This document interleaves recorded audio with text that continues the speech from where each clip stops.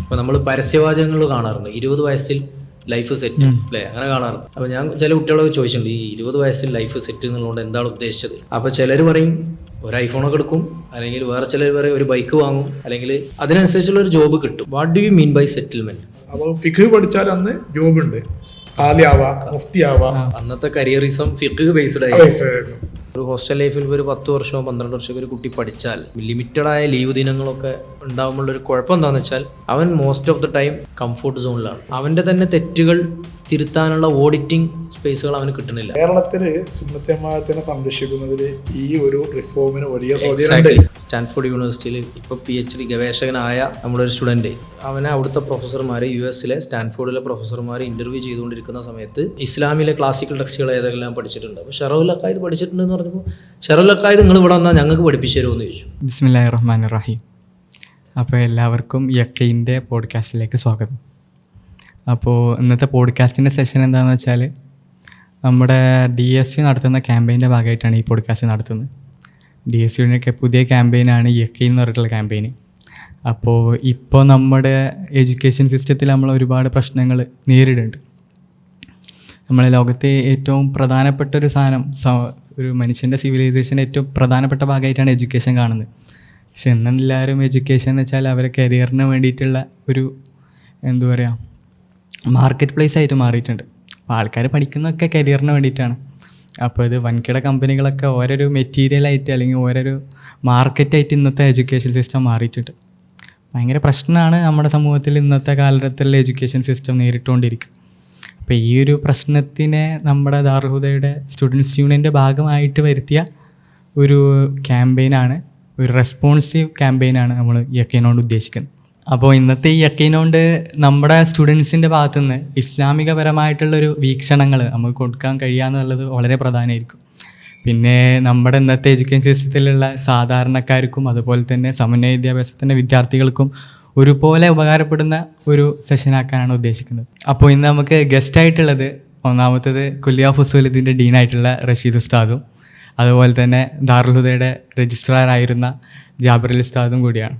രണ്ടുപേരെയും ഹൃദയപൂർവ്വം ഞാൻ സ്വാഗതം ചെയ്യുകയാണ്. ആദ്യമായിട്ട് നമ്മുടെ എഡ്യൂക്കേഷൻ സിസ്റ്റത്തിൽ ഇന്ന് ഒരുപാട് പുരോഗമിച്ചിട്ടുണ്ട്. വെസ്റ്റിൻ്റെ ഭാഗത്തിൽ നിന്നും നമ്മൾ എഡ്യൂക്കേഷനലി വളരെ ഡെവലപ്ഡായി നിൽക്കുന്ന ഒരു കാലഘട്ടത്തിലാണ്. നമ്മുടെ സിവിലൈസേഷൻ എന്ന് വെച്ചാൽ ഒരു എഡ്യൂക്കേഷനലി ഭയങ്കര ബൂമിങ് നടന്നതിന് ശേഷം എല്ലാവരും ഭയങ്കര എഡ്യൂക്കേറ്റഡും അതുപോലെ തന്നെ സെൽഫ് അവെയറുമായി നിൽക്കുന്ന ഒരു ഏജാണെന്ന് വിചാരിക്കുന്ന ഒരു കാലഘട്ടത്താണ് നമ്മൾ ജീവിക്കുന്നത്. അപ്പോൾ ഈ ഒരു കാലഘട്ടത്തിൽ നമ്മൾ എന്തൊക്കെയാണ് നമ്മുടെ എഡ്യൂക്കേഷൻ സിസ്റ്റത്തിൽ ലാക്ക് ചെയ്യുന്നത് എന്നുള്ളതാണ് ആദ്യത്തെ ഒരു ക്വസ്റ്റ്യൻ ആയിട്ട് വരുന്നത്.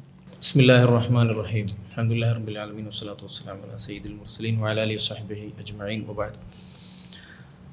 അപ്പോൾ എഡ്യൂക്കേഷൻ സിസ്റ്റം, സിവിലൈസേഷൻ തമ്മിലുള്ള ബന്ധം, സമന്വയ വിദ്യാഭ്യാസം, വിദ്യാർത്ഥിത്വത്തെ എങ്ങനെ കാണണം, പുതിയ ലോകത്തെ എങ്ങനെ കാണണം എന്നുള്ളതാണ് നമ്മുടെ ചർച്ചാ വിഷയം. ഞാൻ മനസ്സിലാക്കുന്നത് എഡ്യൂക്കേഷൻ സിസ്റ്റത്തിൽ ഏറ്റവും കൂടുതൽ ലാക്ക് ചെയ്യുന്നത് ക്ലാരിറ്റിയുടെ കുറവാന്നുള്ളതാണ്. ഏത് വിഷയത്തിലുള്ള ക്ലാരിറ്റിയാണെന്ന് വെച്ചാൽ പെർപ്പസ്, വിദ്യാഭ്യാസം കൊണ്ട് എന്താണ് ഉദ്ദേശം എന്നുള്ളതാണ്. അപ്പോൾ എന്തിന് വിദ്യ നേടുന്നു എന്നുള്ളത് പഠിച്ചുകൊണ്ടിരിക്കുന്ന ആളുകൾക്ക് അറിയില്ല. വളരെ ടെമ്പറലായിട്ടുള്ള ലക്ഷ്യങ്ങളൊക്കെയാണ് ഉള്ളത്. ഇപ്പോൾ നമ്മൾ പരസ്യവാചകങ്ങൾ കാണാറുണ്ട്, 20 വയസ്സിൽ ലൈഫ് സെറ്റ് അല്ലേ, അങ്ങനെ കാണാറുണ്ട്. അപ്പോൾ ഞാൻ ചില കുട്ടികളൊക്കെ ചോദിച്ചിട്ടുണ്ട്, ഈ 20 വയസ്സിൽ ലൈഫ് സെറ്റ് എന്നുള്ളതുകൊണ്ട് എന്താണ് ഉദ്ദേശിച്ചത്? അപ്പോൾ ചിലർ പറയും ഒരു ഐഫോണൊക്കെ എടുക്കും, അല്ലെങ്കിൽ വേറെ ചിലർ പറയും ഒരു ബൈക്ക് വാങ്ങും, അല്ലെങ്കിൽ അതിനനുസരിച്ചുള്ളൊരു ജോബ് കിട്ടും, ഒരു ജോലി കിട്ടും എന്നുള്ളതാണ്. അപ്പോൾ ഇതൊക്കെ വാങ്ങി ഈ പറഞ്ഞ ആഗ്രഹങ്ങളൊക്കെ നടപ്പാക്കിയ ആളുകൾ എഡ്യൂക്കേഷൻ സിസ്റ്റത്തിലുണ്ട്. അവരോട് ചോദിച്ചാൽ അവർക്ക് അതിലേറെ വലിയ ആഗ്രഹങ്ങൾ ഉണ്ടാവും. മെറ്റീരിയൽ ആഗ്രഹങ്ങളുമായിട്ട് ബേസ്ഡാണ് കുറേ കാര്യങ്ങൾ. അപ്പോൾ എന്തിനാണ് വിജ്ഞാനം എന്നുള്ളിടത്ത് ചില വേൾഡ് വ്യൂവിൽ ചില മാറ്റം, വെസ്റ്റേൺ വേൾഡ് വ്യൂവിലും ഇസ്ലാമിക് വേൾഡ് വ്യൂവിലും ഒരു മാറ്റമുണ്ട്. അത് സത്യം പറഞ്ഞാൽ അത് മൗലികമായൊരു മാറ്റമാണ്. ഇപ്പോൾ യുവാൽ ഹരാരിയുടെ സാപ്പിയൻസ് പറഞ്ഞൊരു പുസ്തകം ഉണ്ടല്ലോ, അതിൽ കൊളോണിയലിസവും ശാസ്ത്രവും തമ്മിൽ എങ്ങനെ ബന്ധപ്പെട്ടിരിക്കുന്നു വിശദീകരിക്കുന്നുണ്ട്. അപ്പോൾ building an empire was a scientific project, setting up a scientific discipline was an imperial project എന്നാണ് പറയുന്നത്. അപ്പോൾ പുതിയൊരു സാമ്രാജ്യം, ഒരു സാമ്രാജ്യം നിർമ്മിക്കുക എന്നുള്ളത് അവരെ സംബന്ധിച്ചിടത്തോളം ഒരു സയൻറ്റിഫിക് പ്രോജക്റ്റായിരുന്നു. അപ്പോൾ സയൻസിനെ ഉപയോഗിച്ചത് ഇതിനു വേണ്ടിയിട്ടായിരുന്നു. സാമ്രാജ്യം ഇപ്പോൾ കൊളോണിയൽ കാലത്ത് സാമ്രാജ്യം ഉണ്ടാക്കുക എന്ന് പറഞ്ഞാൽ അതിൻ്റെ ലക്ഷ്യം എല്ലാ രാജ്യങ്ങളിൽ നിന്നുള്ള സമ്പത്തും നാച്ചുറൽ റിസോഴ്സസും ഊറ്റിയെടുക്കുക എന്നുള്ളതും കൂടിയാണല്ലോ. അപ്പോൾ ഒരു സാമ്രാജ്യം ഉണ്ടാക്കുക എന്ന് പറഞ്ഞാൽ അതൊരു സയൻറ്റിഫിക് പ്രൊജക്റ്റായിരുന്നു. ഒരു സയൻറ്റിഫിക് പ്രൊജക്റ്റ് എന്ന് പറഞ്ഞാൽ അതൊരു ഇമ്പീരിയലിസ്റ്റ് പ്രൊജക്റ്റ് ആയിരുന്നു എന്നുള്ളതാണ്. ഒരു പുതിയൊരു സയൻറ്റിഫിക് ഡിസിപ്ലിൻ, ഇപ്പോൾ ഒരു സുവോളജി അങ്ങനെ ഒരു ഡിസിപ്ലിൻ അവരുണ്ടാക്കി, അതൊരു ഇമ്പീരിയൽ പ്രൊജക്റ്റ് ആയിരുന്നു. അപ്പോൾ ആന്ത്രോപോളജി ഒരു ഇമ്പീരിയൽ പ്രൊജക്റ്റാണ്, കൊളോണിയൽ പ്രൊജക്റ്റാണെന്നുള്ളത് എല്ലാവരും പറയുന്നുണ്ട്. ബേസിക്കലി അതിൻ്റെയൊക്കെ ബേസ് അതായിരുന്നു. പിന്നെ അതിൻ്റെ പല രീതിയിലുള്ള ട്രജക്ടറി അതിനുണ്ടായി, അത് മറ്റൊരു കാര്യം. ആധുനിക ശാസ്ത്രത്തിൻ്റെ ഒരു ദാർശനികൻ ഫ്രാൻസിസ് ബേക്കൺ പറഞ്ഞത്, knowledge, the real test of knowledge is പിന്നെ എന്താണ്, whether it is true, it's not whether it is true. അത് ശരിയാണോ അല്ലേ നോക്കിയിട്ടല്ല, പക്ഷേ വെദർ ഇറ്റ് എംപവേഴ്സ് അസ് എന്നുള്ളത്, നമ്മളത് എംപവർ ചെയ്യുന്നുണ്ടോ എന്നുള്ളത് നോക്കിയിട്ടാണുള്ളത്. അപ്പോൾ എന്താണ് അവരുദ്ദേശിക്കുന്ന എംപവർമെൻറ്റ്? പരമാവധി മനുഷ്യന് ലാഭം ഉണ്ടാക്കാൻ പറ്റുക, പരമാവധി പിന്നെ ഭൗതികമായ സൗകര്യങ്ങൾ പടുത്തുയർത്തുക. അത് not whether it is true, അത് ട്രൂ ആണോ അല്ലേ എന്നുള്ളത് നോക്കേണ്ട കാര്യമില്ല എന്നുള്ളതാണ്. അപ്പോൾ മൗലികമായ പിന്നെ ലോകവീക്ഷണത്തിൽ തന്നെ മാറ്റങ്ങൾ വരികയാണ്. ഇപ്പോൾ നമ്മളിപ്പോൾ ഒരുപാട് വിവാദങ്ങൾ ഉണ്ടാവാറുണ്ട്. ആയിഷ ബീവിയുടെ വിവാഹവുമായി ബന്ധപ്പെട്ടൊരു വിവാദങ്ങൾ പണ്ട് കാലം മുതലുള്ള വിവാദം. അപ്പോൾ അതിൽ വന്ന ഒരു വാദം, ചെറുപ്പത്തിലുള്ള വിവാഹം, അതുകൊണ്ടുള്ള പ്രശ്നങ്ങൾ. അപ്പോൾ ആളുകൾ ഇന്നത്തെ ഒരു സെറ്റിങ്ങിൽ നിന്നുകൊണ്ട് ചിന്തിക്കുകയാണ്, ചെറുപ്പത്തിൽ വിവാഹം കഴിച്ചാൽ എന്തെല്ലാം സംഭവിക്കും. അപ്പോൾ ആ കുട്ടി ആ വീട്ടിലേക്ക് പോകുന്നു, അവിടെ അമ്മോഷൻ ഉണ്ടാവുന്നു, അമ്മായിമ്മ ഉണ്ടാവുന്നു, ഇവരെല്ലാവരും കൂടി ഈ കുട്ടിയെ ഭരിക്കുന്നു, ഇവളുടെ എഡ്യൂക്കേഷൻ നിന്ന് പോകുന്നു, ഇങ്ങനെയൊക്കെയാണ് കാണുന്നത്. പക്ഷെ ആയിഷ ബീവിയുടെ എഡ്യൂക്കേഷൻ നടക്കുന്നത് റസൂലുള്ളാഹിൻ്റെ ഭാര്യയായതിന് ശേഷം. അത് ചെറിയ തരത്തിലുള്ള എഡ്യൂക്കേഷനൊന്നുമല്ല, അത് പിന്നെ ദൂരവ്യാപകമായ അല്ലെങ്കിൽ വളരെ സമഗ്രമായിട്ട് ഒരു തലമുറയെ, പിൽക്കാലത്ത് വരുന്ന തലമുറകളുടെ പിന്നെ ദൈനംദിന ജീവിതത്തെ ഷെയ്പ്പ് ചെയ്യുന്ന നിയമങ്ങളെ രൂപപ്പെടുത്തുന്ന ഒരു ദാമ്പത്യ ജീവിതമായിരുന്നു, ഒരു വ്യക്തിത്വം കൂടിയായിരുന്നു ആയിഷ ബീവി. അപ്പോൾ ആയിഷ ബീവിയെ നമ്മൾ സാധാരണ പറയുന്നൊരു കാര്യം, ആയിഷ ബീവിയെ 9 വയസ്സുള്ള കുഞ്ഞായിട്ട് കാണാതെ റസൂലുള്ളാഹി സ്വല്ലല്ലാഹു അലൈഹി വസല്ലം മരണപ്പെട്ടതിന് ശേഷം ഒരുപാട് കാലം ആയിഷ ഉമ്മ ജീവിച്ചിരിക്കുകയും സ്വഹാബികളുമായി ഡിബേറ്റുകളിൽ ഏർപ്പെടുകയും സിഹാഹുസിത്തയുടെ 60% പിന്നെ കോൺട്രിബ്യൂട്ട് ചെയ്യാൻ അവർക്ക് സാധിക്കുകയും ചെയ്തു എന്നുള്ളത് നമ്മൾ കാണുകയാണ്. അപ്പോൾ എന്താണ് എഡ്യൂക്കേഷൻ? അത് വ്യക്തിത്വ രൂപീകരണം, ഈ കൃത്യമായ പർപ്പസിലേക്ക്, ഈ ലോകത്തിൻ്റെ ജീവിതത്തിൻ്റെ ലക്ഷ്യം എന്താണ്. അപ്പോൾ അത് ഈ ലോകം മാത്രമല്ല, ആഖിറത്താണ് യഥാർത്ഥ ലോകം. അപ്പോൾ ഇവിടെ ചെയ്യേണ്ട കാര്യങ്ങൾ, എഡ്യൂക്കേഷൻ എന്ന് പറഞ്ഞാൽ അതൊരു ഉത്തരവാദിത്തമാണ്. അത് ഒന്നാമതായി ആത്മസംസ്കരണവും, രണ്ടാമത് സമൂഹത്തോടുള്ള ഉത്തരവാദിത്തവും, മൂന്നാമത് അള്ളാഹുവിലേക്ക് മടങ്ങുന്നതിനുള്ള പാതയം സ്വീകരിക്കുക എന്നുള്ളതാണ് അതിൻ്റെ ഒരു ബേസിക് തിയറി. അപ്പോൾ ഇതിനനുസരിച്ച് എഡ്യൂക്കേഷനെ കാണുമ്പോൾ തീർച്ചയായിട്ടും അത് വളരെ ക്ലിയറാണ്, ക്ലാരിറ്റി ഉണ്ടാവും. ഇങ്ങനെ കണ്ടിട്ടില്ലെങ്കിൽ മതസ്ഥാപനങ്ങളിലൊക്കെ ജോലി ചെയ്യുന്ന വിദ്യാർത്ഥികളോട് കുട്ടികൾ വന്ന് ചോദിക്കുകയാണ്, എന്താ ഉസ്താദ് ഇവിടെ നിൽക്കണത്? അങ്ങനെയാണ് ചോദ്യം അല്ലേ? ഉസ്താദ് എന്തിനാ ഇപ്പോൾ ഇവിടെ നിൽക്കണത്? ഉസ്താദിന് വേറെ എങ്ങോട്ടെങ്കിലും പോകാലോ എന്നൊക്കെ കുട്ടികൾ വളരെ സിമ്പതിയോടെ ചോദിക്കും. അപ്പോൾ പിന്നെ കൃത്യമായിട്ടൊരു രണ്ട് വേൾഡ് വ്യൂ തമ്മിലുള്ള വ്യത്യാസം മനസ്സിലാക്കുകയും എവിടെയാണ് നിൽക്കേണ്ടത് അല്ലെങ്കിൽ എങ്ങനെയാണ് നിൽക്കേണ്ടത് എന്നതിനെക്കുറിച്ച് കൃത്യമായ ധാരണ ഉണ്ടാവുകയും ചെയ്യുമ്പോൾ ഈ കൺഫ്യൂഷൻ മാറും തോന്നുന്നുണ്ട്. എല്ലാവർക്കും, അത് വിദ്യാർത്ഥിത്വം എന്നുള്ളതല്ല, എല്ലാവർക്കും ഈ ഒരു അന്തരീക്ഷത്തിൽ ജീവിക്കുമ്പോൾ വരുന്ന ഒരു ക്ലാരിറ്റി കുറവുണ്ട്. എന്തിനാണ് ഞാൻ പഠിക്കുന്നത്? എൻ്റെ ജോലി എങ്ങനെയാവണം? ഈവൻ എൻ്റെ ഉള്ളിൽ പോലെ ഒരു സ്ട്രഗിൾ ഉണ്ട്. കൃത്യമായിട്ട് ഇന്നാലിൻ്റെ വിഷയത്തിൽ ഞാൻ നിൽക്കണം, അങ്ങനെയാണെങ്കിൽ ഇന്നാലിൻ്റെ നേട്ടങ്ങൾ ഉണ്ടാവും എന്ന് എനിക്ക് പറയാൻ കഴിയുന്നില്ല. അതേസമയം ഓരോ പ്രശ്നങ്ങളും, ഓരോ നവാസിലിനനുസരിച്ച് നമ്മുടെ റെസ്പോൺസിനെ ഷേപ്പ് ചെയ്യണം. പുതിയൊരു ഇഷ്യൂ വരുന്നു, അങ്ങനെയാണെങ്കിൽ അതിനെ എങ്ങനെ ട്രീറ്റ് ചെയ്യണം, അതിനുവേണ്ടി ഞാൻ കുറേ വായിക്കുന്നു, ഞാനത് സംസാരിക്കുന്നു, ഇടപെടുന്നു. അപ്പോൾ ചില വെല്ലുവിളികൾ ഒരു സ്ഥലത്തുണ്ട്, അതേസമയം ഇങ്ങനെയുള്ള ക്ലാരിറ്റി കുറവും ഒരു സ്ഥലത്തുണ്ട്. അപ്പോൾ എന്തിനാണ് നോളജ് നേടുന്നത് എന്നുള്ള ക്ലാരിറ്റി ഉണ്ടായിക്കഴിഞ്ഞാൽ തീർച്ചയായിട്ടും മുന്നോട്ട് പോകാമെന്നുള്ളത് ആണ് എൻ്റെ വിശ്വാസം. അപ്പോൾ ഉസ്താദ് പറഞ്ഞ പോലെ എഡ്യൂക്കേഷൻ എന്നുള്ളത് അല്ലെങ്കിൽ ഇൽമ് എന്നുള്ളത് നമ്മുടെ ഇസ്ലാമിക് ഫിലോസഫിയിൽ അവർ റെസ്പോൺസിബിലിറ്റിയാണ് കാണുന്നത്.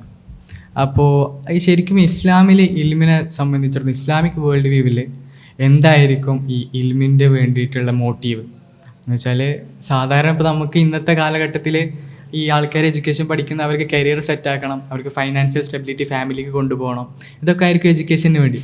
അപ്പോൾ ഒരു ഇസ്ലാമിക് വേൾഡ് വ്യൂ നമ്മൾ നോക്കുകയാണെങ്കിൽ എഡ്യൂക്കേഷൻ്റെ മോട്ടീവായിട്ട് നമുക്ക് എന്തെങ്കിലും കൊണ്ടുവരാൻ പറ്റും? അസ്സലാമു അലൈക്കും വറഹ്മത്തുള്ളാഹി വബറകാതുഹു. ബിസ്മില്ലാഹിർ റഹ്മാനിർ റഹീം. അപ്പോൾ ഇസ്ലാമിൻ്റെ എഡ്യൂക്കേഷൻ്റെ മോട്ടീവ് എന്ന് നമ്മൾ പറയുമ്പോൾ നേരത്തെ പറഞ്ഞതുപോലെ തന്നെ വെസ്റ്റേൺ എപ്പിസ്റ്റമോളജി അല്ലെങ്കിൽ വെസ്റ്റേൺ എഡ്യൂക്കേഷൻ ഫിലോസഫിയും ഇസ്ലാമിക് എഡ്യൂക്കേഷൻ ഫിലോസഫിയും എൻ്റർലി 2 റൂട്ടിലൂടെയാണ് ശരിക്ക് പോകുന്നത്. അപ്പോൾ ആ വെസ്റ്റേണിൻ്റെ സ്വാധീനം ഉണ്ടാകുമ്പോഴാണ് ഈ ക്രൈസിസ് കൂടിക്കൊണ്ടേയിരിക്കുന്നത്. ഇസ്ലാമിൽ പർപ്പസ് ഓഫ് എഡ്യൂക്കേഷന് ഒരു ഇൻസാനുൽ കാമിൽ, ഒരു യഥാർത്ഥ അള്ളാഹു സുബ്ഹാനഹു വ തആലയുടെ ഒരു ഖലീഫയായ, ലോകത്ത് അള്ളാഹുവിനെ ആരാധിക്കുന്ന, അള്ളാഹുവിനെ അറിയുന്ന, അള്ളാഹുവിൻ്റെ ഒരു സിവിലൈസേഷണൽ ഡ്യൂട്ടികൾ, ദുനിയാവിലുള്ള വ്യത്യസ്തമായ റോളുകൾ വഹിക്കേണ്ട ഒരു പൗരനെ, ഒരു മനുഷ്യനെ നിർമ്മിക്കുക എന്ന വലിയ ഒരു ഉത്തരവാദിത്തമാണുള്ളത്. പക്ഷെ ആധുനിക ലോകത്ത് ഈ കൊമോഡിഫിക്കേഷൻ ഓഫ് എഡ്യൂക്കേഷൻ വന്നതോടെ നമ്മൾ ഈ പറഞ്ഞതുപോലെ ഒരു ജോബ് സെറ്റിൽ ചെയ്യുക അല്ലെങ്കിൽ കാശുണ്ടാക്കുക എന്ന ഒരു രീതിയിലേക്ക് എഡ്യൂക്കേഷൻ മാറി. അത് നമ്മൾ ഇസ്ലാമിക് റിലീജിയസ് എഡ്യൂക്കേഷൻ മേഖലയിലും ഒരു ക്രൈസിസ് നിർബന്ധമായിട്ട് ഉണ്ടാക്കുന്നുണ്ട്. കാരണം ജോബ് എന്താണ്, അല്ലെങ്കിൽ ഈ ഗ്രാജുവേറ്റ്സ് എങ്ങനെയാണ് സെറ്റിൽ ആവുക എന്നുള്ളത് വലിയൊരു കൺസേൺ ആണ്. അപ്പോൾ ഇസ്ലാമിൽ ശരിക്ക് എഡ്യൂക്കേഷൻ എന്ന് പറഞ്ഞാൽ അതൊരു ഫർളാണ്. ഇഖ്റ ബിസ്മി റബ്ബിക്കല്ലദീ ഖലഖ് എന്ന ഒരു പേഴ്സ്പെക്റ്റീവിൽ നിന്നാണ് പഠിക്കേണ്ടത്. എന്നാൽ അതോടൊപ്പം ഇമാം ഗസാലിയെ പോലത്തെ മഹാന്മാരൊക്കെ ഇതൊരു മത പഠനം മാത്രമേ ചുരുക്കിയിട്ടില്ല. മനുഷ്യന് എന്താണ് അതിന് ഇമ്പാക്റ്റ്, എഡ്യൂക്കേഷൻ്റെ ഇമ്പാക്റ്റ് എന്താണ്, വാല്യൂ എന്താണ്, ഇത് നോക്കിയിട്ടാണ് ഇസ്ലാം ഇതിനൊക്കെ വേർതിരിക്കുന്നത്. ഇപ്പോൾ ഏറ്റവും നല്ല അറിവ് എങ്ങനെയാണെന്ന് ചോദിക്കുമ്പോൾ, ഇപ്പോൾ മംദൂഹായ അറിവ്, മദ്മൂമായ അറിവ്, പ്രൈസ് വർത്തി അല്ലെങ്കിൽ ബ്ലെയിം വർത്തിയായ അറിവ്. അപ്പോൾ ഇതിനൊക്കെ കാറ്റഗറി അല്ലെങ്കിൽ അതിൻ്റെ ഒരു ക്രൈറ്റീരിയ എന്ന് പറയുന്നത് അത് ജനങ്ങൾക്ക് എത്രമാത്രം ഉപകാരമാണ്, സൊസൈറ്റിക്ക് അതുകൊണ്ട് കിട്ടുന്ന ഇമ്പാക്റ്റ് എന്താണ്, ഒരു മനുഷ്യനെ മോറലി കേപ്പബിൾ ആക്കാൻ ഈ എഡ്യൂക്കേഷൻ എങ്ങനെ സഹായിക്കുന്നു. ഇത്തരം പാരാമീറ്റേഴ്സാണ് നമ്മളുടെ എഡ്യൂക്കേഷനൊരു പ്രധാനമായിട്ടുള്ള ഒരു പ്രശ്നം. ഇത് പലപ്പോഴും ആധുനിക വിദ്യാഭ്യാസത്തിൽ വെസ്റ്റേൺ എഡ്യൂക്കേഷനിൽ മിസ്സാകുന്നു എന്നതാണ് ഒരു പ്രശ്നം. ഈ വെസ്റ്റേൺ ഈ മിസ്സാവുന്ന ഈ ഭാഗത്ത് ഇസ്ലാമിന് റെസ്പോൺസായിട്ട് എന്ത് കൊണ്ടുവരാൻ പറ്റും എന്ന് വെച്ചാൽ, ഇപ്പോൾ കുറേ കണ്ടംപററി ഇഷ്യൂസൊക്കെ നമ്മുടെ ഈ വെസ്റ്റേൺ എഡ്യൂക്കേഷനിലുണ്ടെന്ന് നമ്മൾ എല്ലാവരും അംഗീകരിക്കുന്നുണ്ട്. ഇതിലെ റെസ്പോൺസായിട്ട് എങ്ങനെയാണ് ഇസ്ലാം അതിനെ റെസ്പോണ്ട് ചെയ്തിട്ടുള്ളത്? ഇങ്ങനത്തെ എഡ്യൂക്കേഷൻ സിസ്റ്റത്തിൽ ഇനി നമുക്ക് എന്തൊക്കെ റെസ്പോൺസുകളാണ് കൊണ്ടുവരാൻ സാധിക്കുകയാണ്? നിലവിലുള്ളതിപ്പോൾ നമ്മളിപ്പോൾ വെസ്റ്റേൺ എന്നങ്ങനെ വിമർശിച്ചാലും ഒരു വെസ്റ്റ് ഉണ്ടാക്കിയ ഒരു ഇക്കോസിസ്റ്റം ഉണ്ട്. അത് ഫ്രഞ്ച് വിപ്ലവത്തിന് ശേഷം യുക്തിയിലൊക്കെ അധിഷ്ഠിതമായ കുറേ കാര്യങ്ങളൊക്കെ വന്നു. അത് സ്കൂളുകളിൽ പഠിപ്പിച്ചു, അതിനനുസരിച്ചുള്ള അധ്യാപകരുണ്ടാക്കി, അതിനനുസരിച്ചുള്ള പബ്ലിക് സ്ട്രീം ബിൽഡ് ചെയ്തു, അതിനനുസരിച്ചുള്ള പൊളിറ്റിക്സും മീഡിയയും ബിൽഡ് ചെയ്തു. അങ്ങനെ ടോട്ടൽ ഒരു എൻറ്റയർ ഇക്കോസിസ്റ്റത്തിലാണ് നമ്മളിങ്ങനെ ഇന്നത് എഡ്യൂക്കേഷൻ നേടണം, അതിനനുസരിച്ച് ഇന്ന കരിയർ പോകണം, അതിനനുസരിച്ച് പിന്നെ ഇന്ന പ്രൊഫഷനിലേക്ക് കിടക്കണം എന്നുള്ളൊരു സംഭവം വരുന്നത്. അപ്പോൾ അതിൽ നമ്മളൊരു സിംഗിൾ റെസ്പോൺസ് എന്നുള്ളതല്ല ചെയ്യേണ്ടത്. നമുക്ക് നിലനിൽക്കാൻ പറ്റിയൊരു ഹാബിറ്റാറ്റ്, നമുക്ക് നിലനിൽക്കാൻ പറ്റിയ ഒരു ഇക്കോസിസ്റ്റം നമ്മൾ ബിൽഡ് ചെയ്യുക എന്നുള്ളതാണ്. അപ്പോൾ അതിലേറ്റവും ആദ്യമായിട്ട് ചെയ്യേണ്ടത്, ഇപ്പോൾ നമ്മളിപ്പോൾ ഈ വെസ്റ്റേൺ എഡ്യൂക്കേഷൻ്റെ പ്രശ്നങ്ങൾ ഉയർത്തി കാണിക്കുകയും അതിന് എന്താണ് ഇസ്ലാമിക് പേഴ്സ്പെക്റ്റീവ് എന്നുള്ള പരിഹാരം, അല്ലെങ്കിൽ വെസ്റ്റേണൈസ്ഡ് ആയ പേഴ്സ്പെക്റ്റീവിൽ നിന്ന് എന്താണ് പരിഹാരം എന്ന് ആലോചിച്ചാൽ, അപ്പോൾ അവിടെ വരുന്ന ആദ്യത്തെ പ്രശ്നം എന്തായിരിക്കും? ഇവരെ കരിയർ എങ്ങനെ മുന്നോട്ട് കൊണ്ടുപോകും എന്നുള്ളതാണ്.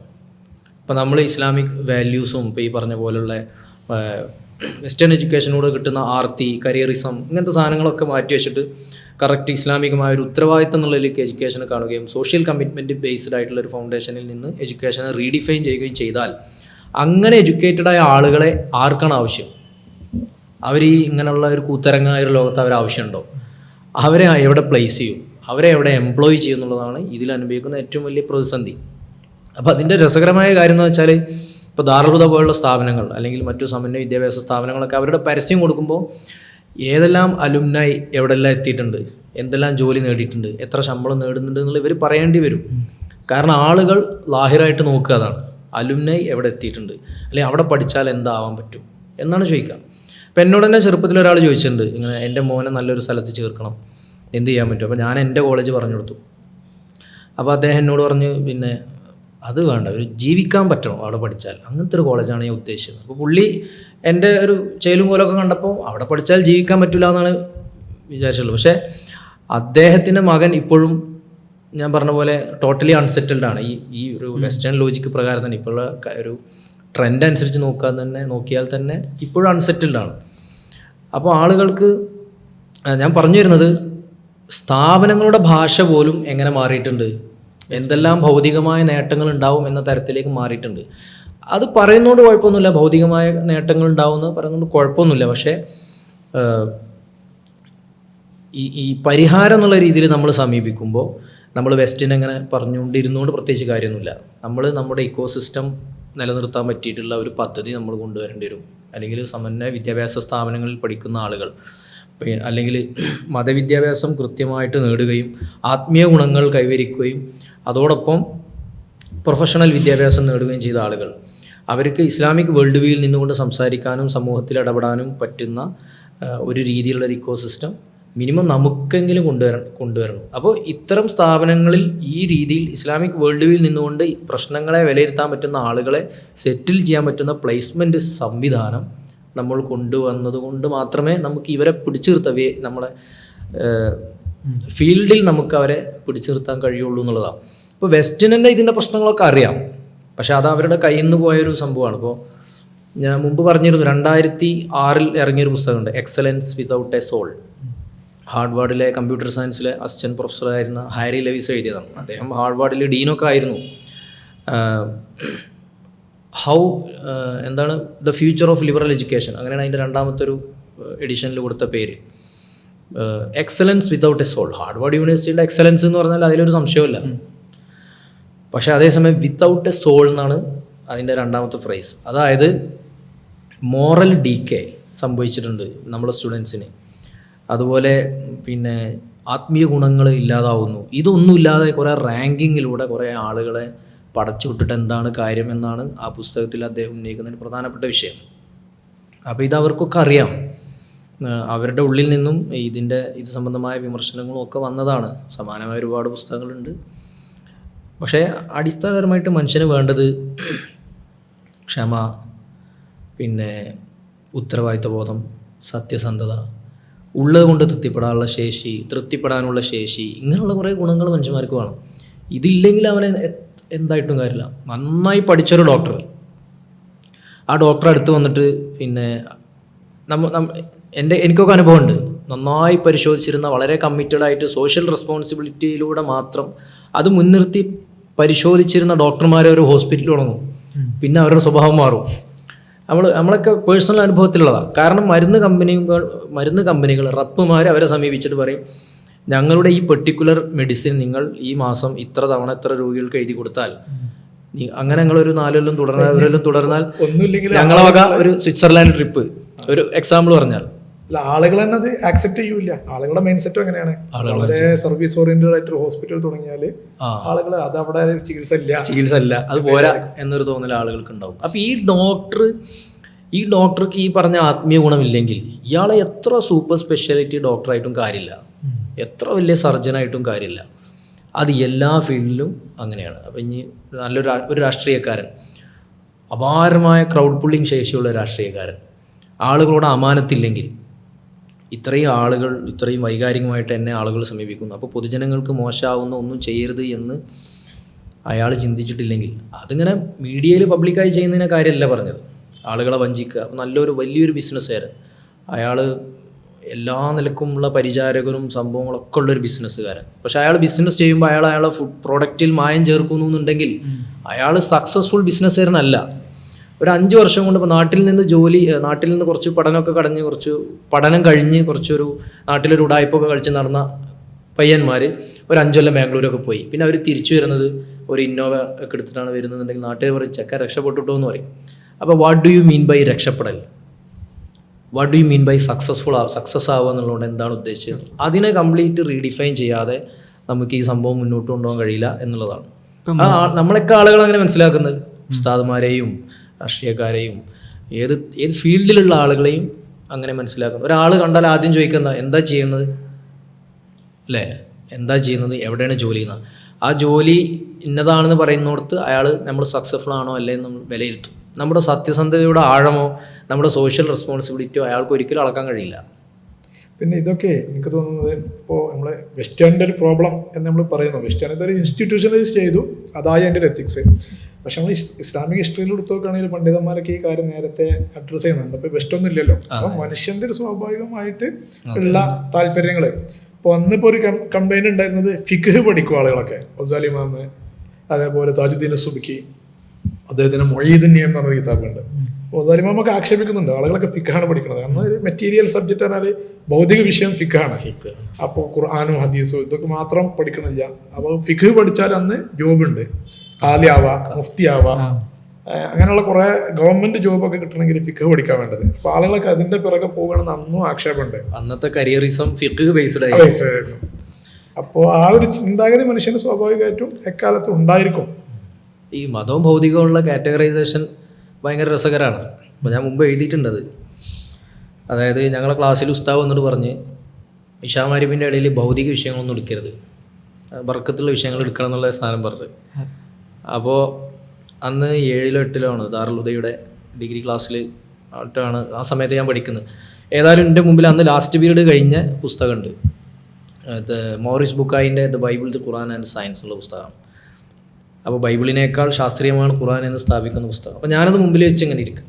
അപ്പോൾ എൻ്റെ പിന്നിലുള്ള ഞങ്ങളുടെ ബാച്ചിൽ ഒരാൾ എന്നെ തോണ്ടിയിട്ട് പറഞ്ഞു, ഉസ്താദ് പറഞ്ഞിട്ടില്ലേ ഭൗതിക വിഷയങ്ങൾ ഇശാ മഗ്‌രിബിൻ്റെ ഇടയിൽ എടുക്കരുത് എന്ന് പറഞ്ഞിട്ട് അത് മാറ്റാൻ പറഞ്ഞു. അപ്പോൾ ഞാൻ പിന്നിൽ നോക്കുമ്പോൾ ഓൻ്റെ അടുത്തുള്ളത് മന്തിക്കാണ്. മന്തിക്ക് ഇൽമുൽ ഒരു ആലത്താണല്ലോ, ഗ്രീക്ക് ലോജിക്കാണ്, പക്ഷെ അത് അറബിയിലാണ്. അപ്പോൾ ഓൻ്റെ പെർസ്പെക്റ്റീവിൽ അറബിയിലുള്ളത് മതവും എൻ്റെ മുമ്പിൽ ഇരിക്കുന്നത് ഭൗതികമാണെന്നുള്ളതാണ്. എൻ്റെ മുമ്പിൽ ഇരിക്കുന്ന പുസ്തകം എഴുതപ്പെട്ടത് ഇംഗ്ലീഷിലാണെന്നുണ്ടെങ്കിലും ഖുർആനാണ് ബൈബിളിനേക്കാളും ശാസ്ത്രീയം.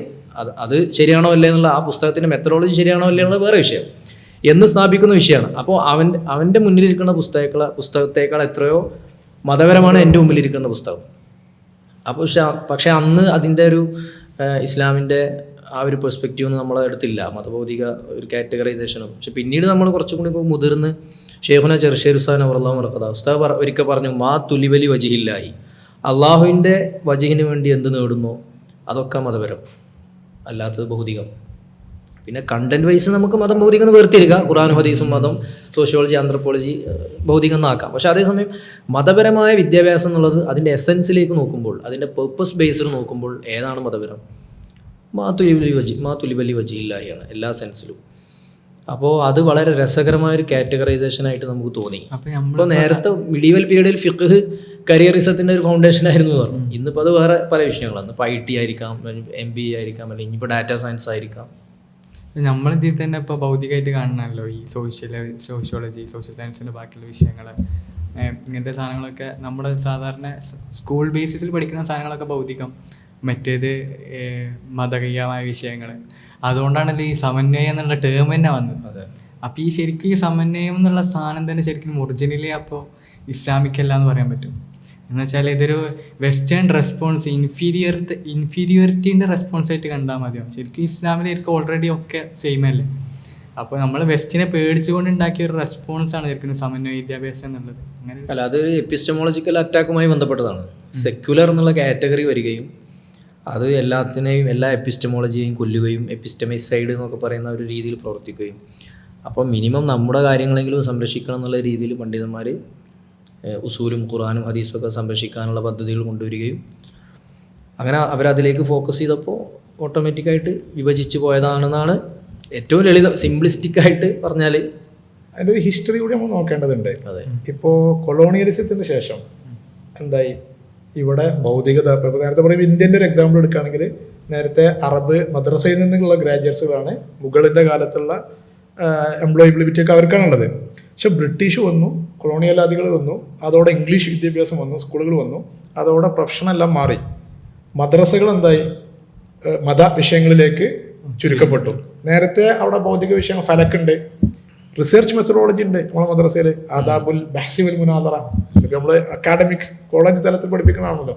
അത് എല്ലാ മദ്രസയിലും ഉണ്ടായിരുന്ന ഒരു ടോപ്പിക്കാണ്. ജിയുടെ ഒക്കെ സമയം മുതലേ അത് ഇഷ്ടം പോലെ ഉണ്ട്. അപ്പോൾ നേരത്തെ മതഭൗതികം നമ്മളെടുത്തുണ്ടായിരുന്നു. പക്ഷെ പിന്നെ ഭൗതികം കുറേ വളർന്നു. ആ കാലത്ത് ഇസ്ലാം മൊത്തത്തിൽ ഒരു സ്റ്റെഗ്നേഷൻ്റെ ഒരു പീരീഡ്, ഈ കൊളോണിയലിനോട് ഏറ്റുമുട്ടുന്ന ഒരു പീരീഡ്, അത് കഴിഞ്ഞിട്ട് വരുന്നൊരു സമയമാണ് ഈ ഇൻറ്റിഗ്രേഷൻ വരുന്നത്. അപ്പോൾ അത് അന്നുണ്ടായിരുന്നത് സെക്കുലർ വേറെ, റിലീജിയസ് വേറെ എന്നത് ഓൾറെഡി സമൂഹത്തിലുണ്ടായിരുന്നു. സ്ഥാപനങ്ങൾ അങ്ങനെയാണ്. എവിടെ എടുത്ത് നോക്കണമെങ്കിലും, കേരളത്തിൽ മാത്രമല്ല, ഇപ്പോൾ ആഗോളതലത്തിൽ നമ്മളെ മക്ക കോൺഫറൻസ് 1977 നടക്കുന്നത്. അന്ന് ലോകത്തിൽ 350 ആളുകൾ വന്നിട്ട്, അത് crisis in the Muslim world, എല്ലായിടത്തും ഉള്ള, അന്ന് മുസ്ലിം ലോകത്തുള്ള എല്ലാ സ്ഥാപനങ്ങളും ഭൗതികമാണ്. ഇപ്പോൾ മലേഷ്യയിൽ IUM വരുന്നതിന് മുമ്പുള്ള യൂണിവേഴ്സിറ്റികളിൽ ഹിജാബ് സ്ട്രെയിഞ്ചാണ്, ഹിജാബ് ഇടില്ല. നമ്മളിവിടെ സർക്കാർ സ്കൂളിൽ ഹിജാബ് ഇടാത്തതിന് ഇന്ന് നമ്മൾ പ്രൊട്ടസ്റ്റ് നടത്തുന്നുണ്ട്. പക്ഷെ മുസ്ലിം മെജോറിറ്റി സ്ഥാപനങ്ങളിൽ, ജോർദാനിൽ അല്ലെങ്കിൽ മറ്റു ഈജിപ്തിലൊക്കെ ഉള്ള സ്ഥാപനങ്ങളിൽ വരെ സ്ത്രീകൾ ഹിജാബ് എടുക്കുകയോ അല്ലെങ്കിൽ അക്കാഡമിയിൽ മതം പഠിക്കുകയോ ചെയ്യാത്തൊരു സ്ഥിതിവിശേഷമാണ് ലോകത്തുണ്ടായിരുന്നത്. അപ്പോൾ അതിനോടുള്ള റെസ്പോൺസ് എന്ന രീതിയിൽ എന്തുകൊണ്ടും ഭൗതിക സമന്വയം എന്നുള്ളത് ശരിയാണ്. പിന്നെ നേരത്തെ പറഞ്ഞതുപോലെ കണ്ടന്റ് നോക്കുമ്പോൾ മതം, ഭൗതികം അല്ലെങ്കിൽ റിവീൽഡ് നോളജ്, ഹ്യൂമൻ സയൻസ് എന്നതൊരു യാഥാർത്ഥ്യമാണല്ലോ.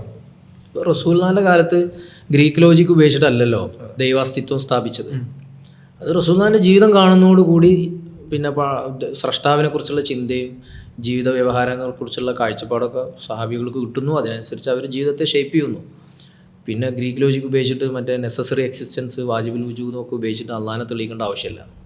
അത് ഇബ്നു സീന അതിൽ പിന്നെ ഇബ്നു സീനൻ്റെ ടേമാണ് എന്ത് വാജിബുൽ വുജൂദുകൾ.